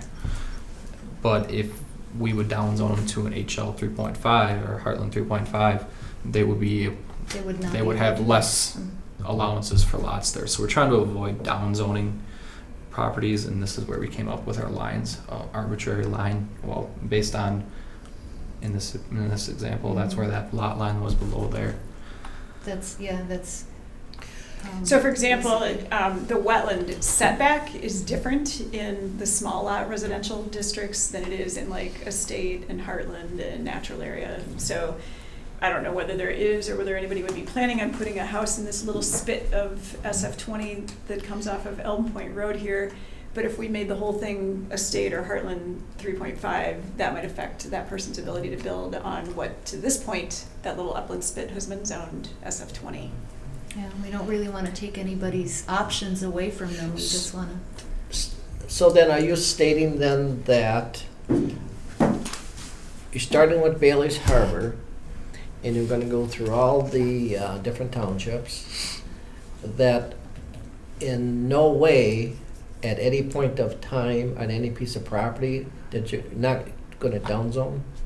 That's, I guess I'm not No, we're necessarily not. saying that, No. but we would try to avoid trying downzoning. not to. We would try to avoid a situation. We're trying to preserve the existing zone. Oh, I understand. Basically I just understand. guess where, where those divisions are. And with any kind of proposed recommendation of a change of zoning that goes through, that's definitely going to be brought through a hearing process with any kind of recommendation that we do have. And we do have So some at that, looking at into the that. end of this I understand. process. Actually, we're gonna do all of it as a public hearing, so I Yeah. think, but And- yeah, but and- there are some things where we're actually proposing changing, Mhm. but we haven't gotten to any of those But yet. it is something that we might want to avoid is downzoning. Yeah. Right, And right. downzoning means It's going from taking it less- less. Yeah. less intense of the options, use. mhm. So if person I that- think I own an SF20 property and all of a sudden you guys rezone me to estate, And now I'm, and now I'm Yeah. a 5 acre. do what I thought I was gonna do. Yeah. Right. Or even right. more extreme examples, if somebody has a commercial property and then they get rezoned to a residential zoning, that would be, I Yeah. can see certain Taking away some issues options, with basically. property owners on That they end. thought they had for all the Yeah. years that they owned Yeah. the property. So before they can I purchased the take the property. step one, a little bit further? Suppose you do downzone a piece of property, okay, and we're having a hearing, okay? I mean, who decides who's right? I mean, what I'm trying to say is, who makes that decision? Are we, five of us, gonna make that decision for the property owner, then saying, hey, this is the way it's gonna be from now on? I don't think you're gonna Well- have anything that's gonna be contentious. For I don't- one thing, there really is a wetland issue in the middle. So, deciding where that line is. Well, I'm not talking about this particular issue here right Oh, now, on this okay. particular 8. I'm talking about in the future, as you're going through the whole county, okay? We're, That's- exactly, the reason that we're doing Bailey's Harbor first is partly because it's alphabetical, partly because it's the most complicated, and this, exactly how we're doing things in Bailey's Harbor is exactly how we're gonna do it in all the other towns. Oh, okay. So they're gonna show Yeah. you each of these And examples we Yes. so will. you can Mhm. see them. Yeah, we so will go through, hopefully we'll get to, Brussels only has Brussels. 2. yeah. So if we can do Bailey's Yeah, Harbor, we so can if do we can- Brussels. So then are you basically talking, like right now, that you're basically saying you want to approve it? No. No, Okay. That's showing No. it only. yeah. We're gonna go through We'll all go- 14 towns over the next like 4 months. And then, once you guys have said, yep, that all looks great, we agree with the methods you used, then I'm gonna have a meeting with town planning commission and board officials. Mhm. Then we're gonna have a public open house of some point, and then you guys will have a hearing at which you are sponsoring these new zoning maps and text amendments, because we're gonna have to do some text amendments to turn the district into an overlay. And if someone comes and says, well, gee, you put this line here and I was planning on something or other, it's in the 50 wetland anyway, but anyway, there wouldn't be any reason why we couldn't say this arbitrary line moves over here a little bit. That was my last Yeah. question. Yeah, yeah. I'm holding you to that. All right, Okay. number 9. So number 9, oh yeah. Okay, this is also a big parcel down here. And the southernmost along the road is already SF20. But then there's wetland going through the middle of it, and the north end of the property is Heartland. And so somewhere in the midst of that wetland, we wanted to decide, okay, how much of this property should be Heartland and how much should be considered SF20. If it weren't wetland, where would our boundary be? And I just basically went to this parcel line and said, okay, how about there? Which encompassed all the little fingers of Right, SF20. right. We made sure we hit all the SF20. So that's basically how And that quite is. honestly, back when the zoning districts were created, this was a guesswork thing. Sure. Well, So- look at the map. Well, Yeah. well, in Bailey's Harbor, can we just wipe off to Michigan and be okay? Hey, Okay, so That's true. So that's just another example where we said, okay, how about here? And number 10 is the same way. All right, so we have this great big piece here, little The light jagged is corners. finally going on for me. So- I understand, I think. That's Yeah, I not do. good. I'm getting it. It got I'm getting lighter in that corner all of a sudden. Okay, so now, it is really confusing. yeah, it is until you wrap your head around it.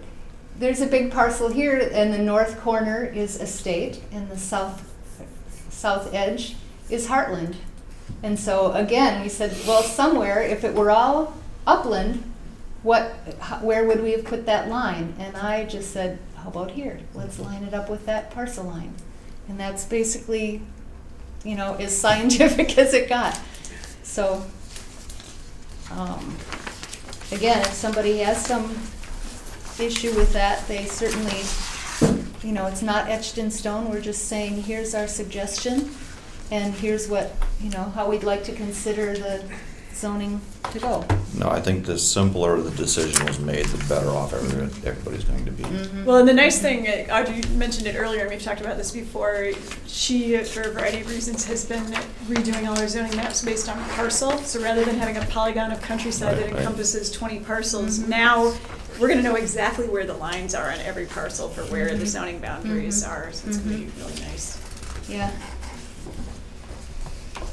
Okay, now we move to the last category on your spreadsheet. It's recommended changes. So we are actually talking about rezoning property here, where there was a conflict. Let's see. This Oh is yeah, that up weird- here.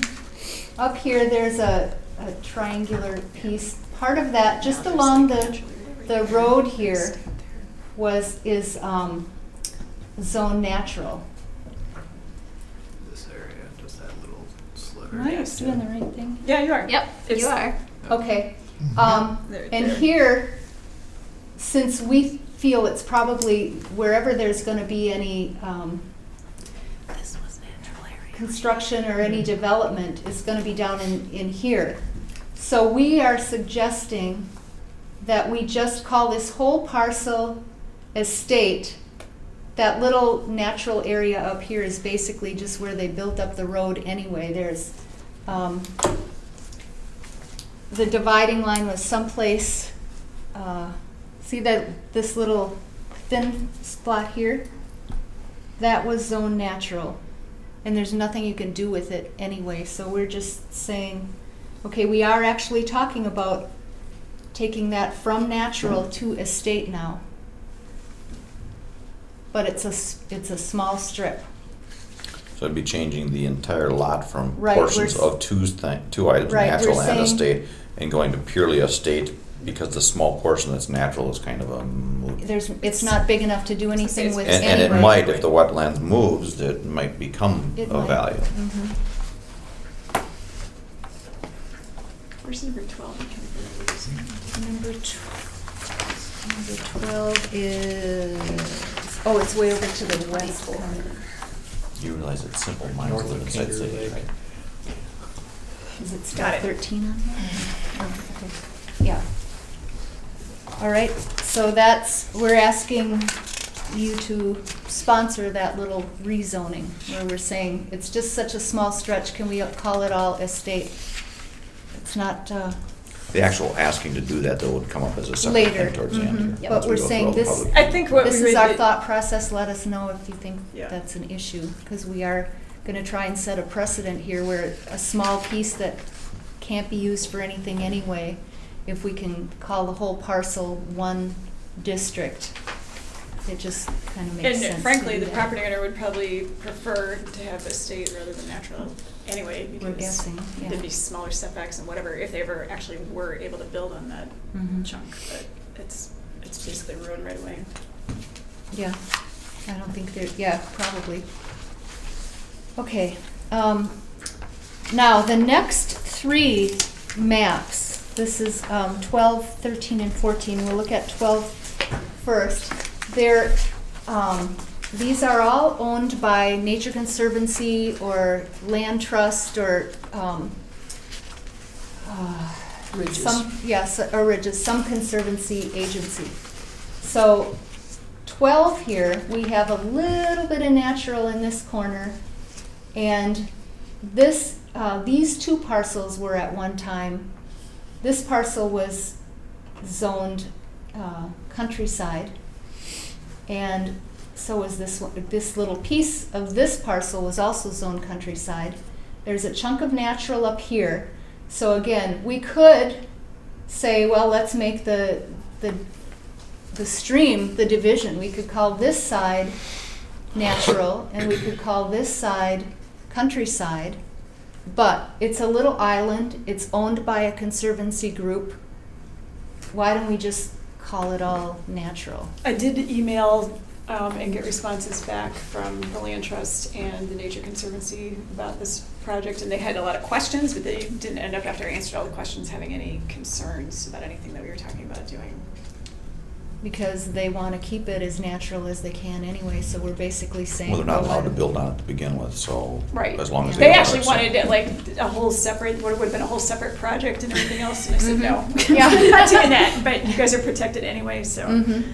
yeah. So we are, these next couple we're talking about, we're actually saying there is some, other than natural zoning on some of these parcels, but we're asking you to just, So this would be an example of down zoning, however, It would. it's They not, want it's it. actually matching the intent of the property. exactly, Right. exactly.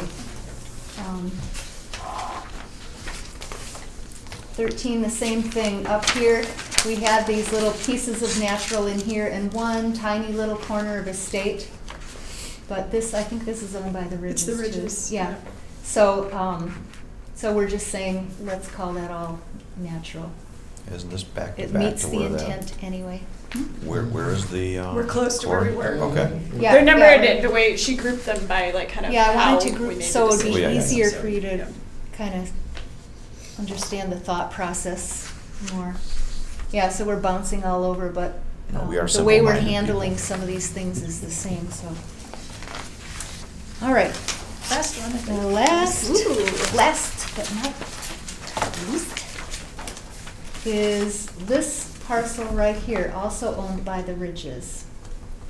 Now, this is actually zoned mixed commercial, and the other half over on the east side is natural, but we're asking the same thing. We're saying we'd like to go, this is real down zoning, but again, it's meeting the intent of the property owner by just making that natural, calling that whole parcel natural.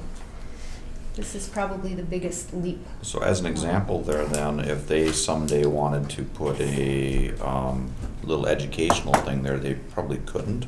You could still do that They in still- natural area, because Mhm. I think it would just be considered like a park. Yeah, but structure. where No, are I'm they, referring to where are like they a putting, teaching. Oh, where are kind they of putting building. their thing I'd have to now? look and see.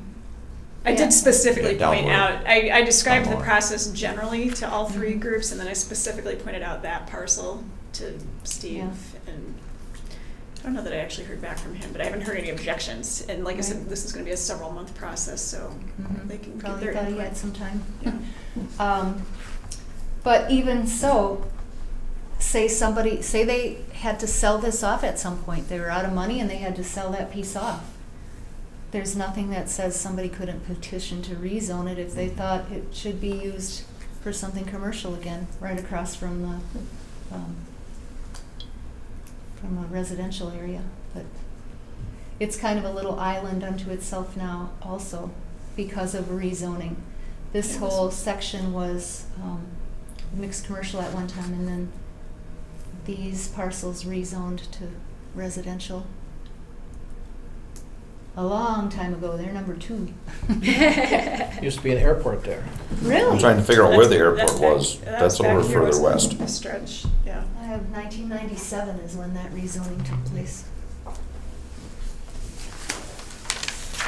So basically, that's a quick little rundown of our thought process and how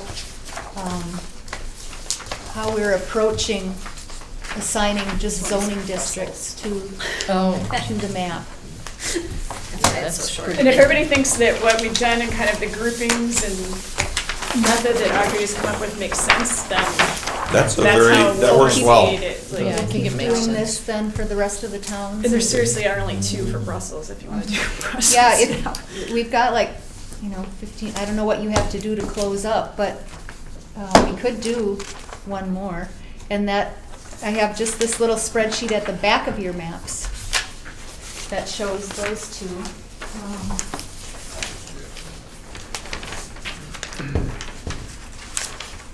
And they should be pretty straightforward as well.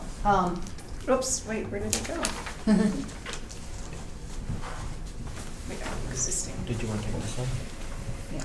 It's up to the chairman How long is too. it gonna last? Oh, 2 minutes. Go for it. okay. All right, number 1. Again, this kind of follows the same, this is an example. Oh, sorry. Over in the southeast. Yeah, here. Got it.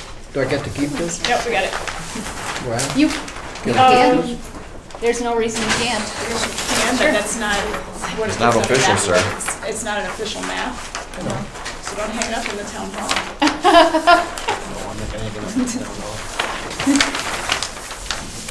Okay, we only have 2 areas of concern here.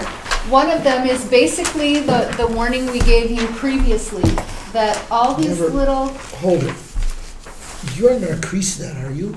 You never crease a map, you roll it up. He's a military guy that doesn't have a clue. I wasn't going to crease it, I was going to put a little pin right there. Look. Pull it up. You never fold you a can map. roll it and pin it. Okay. Number Maybe you can 1. come work in our office and organize all this. We've got 3 sections here where there are some little upland pockets that are zoned natural right now. And again, these little islands could shift at any time.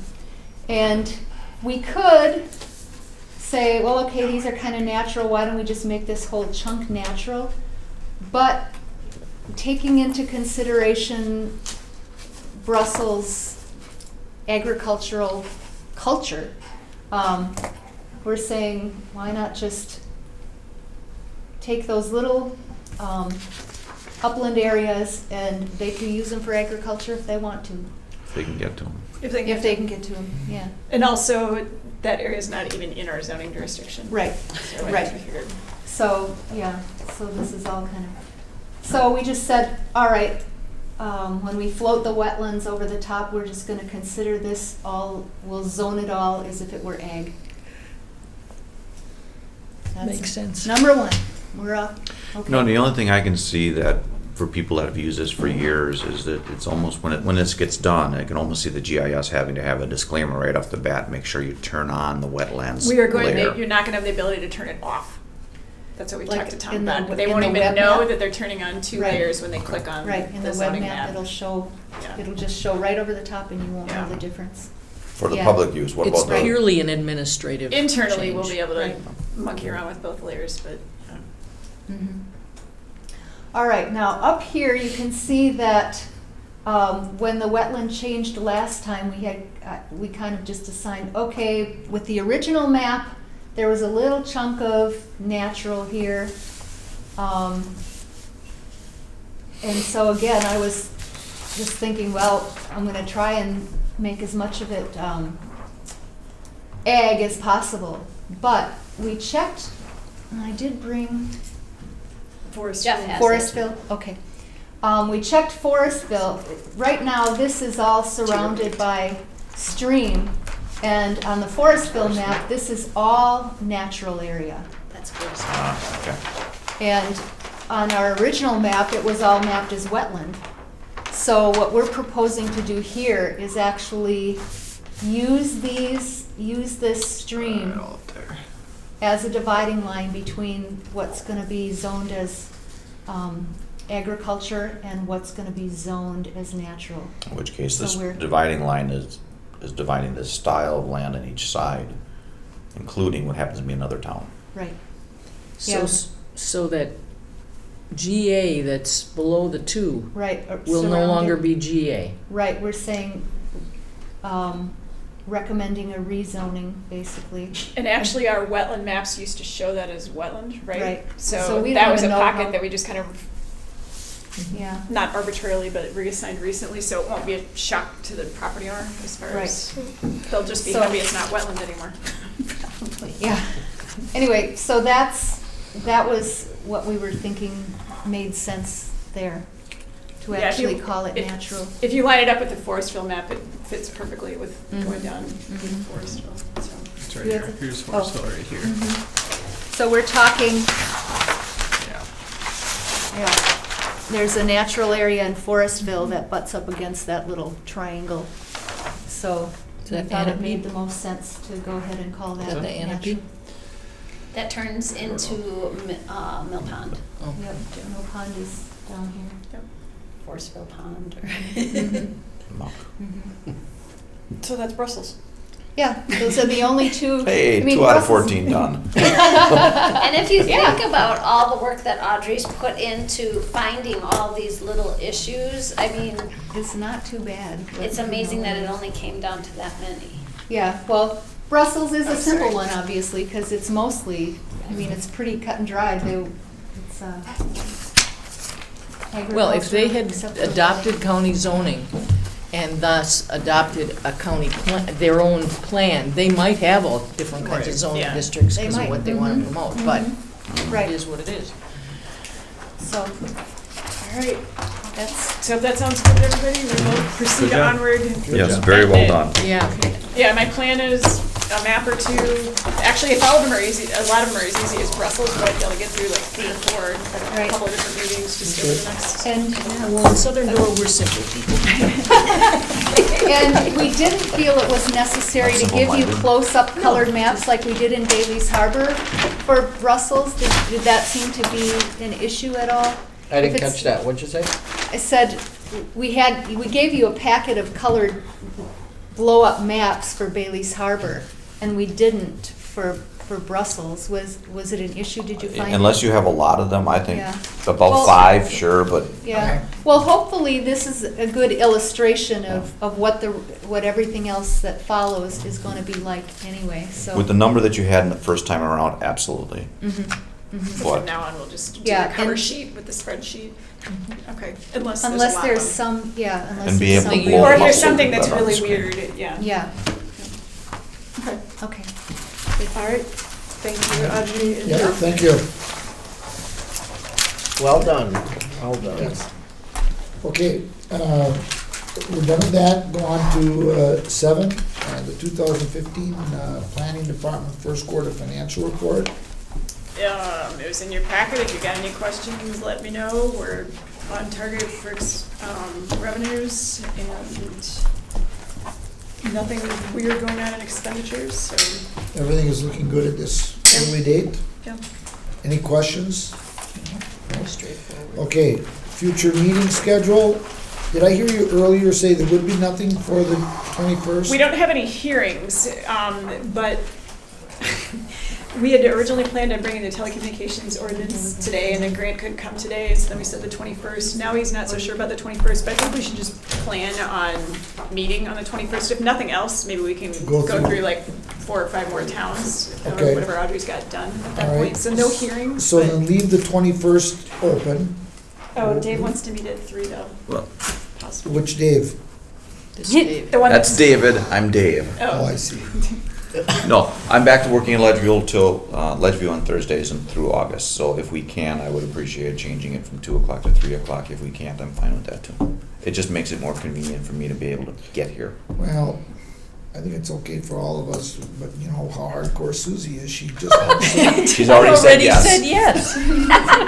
And I asked those two beforehand. and 3 o'clock works out. yeah, it's fine. I was just Wait a minute, making was sure that that a we walking hadn't sent a quorum? notice out already for. No, I was all here at the same time. Dave, that's Wait, what? okay for you? Yeah, I'm okay. Okay, so. Thank you. So we will Yeah, have he- meetings. He already asked me. The He wasn't 20 Then gonna be that is a here. walking quorum. No. So 21st, 4th, and 18th, we will plan No, they're not board on 3 members. o'clock.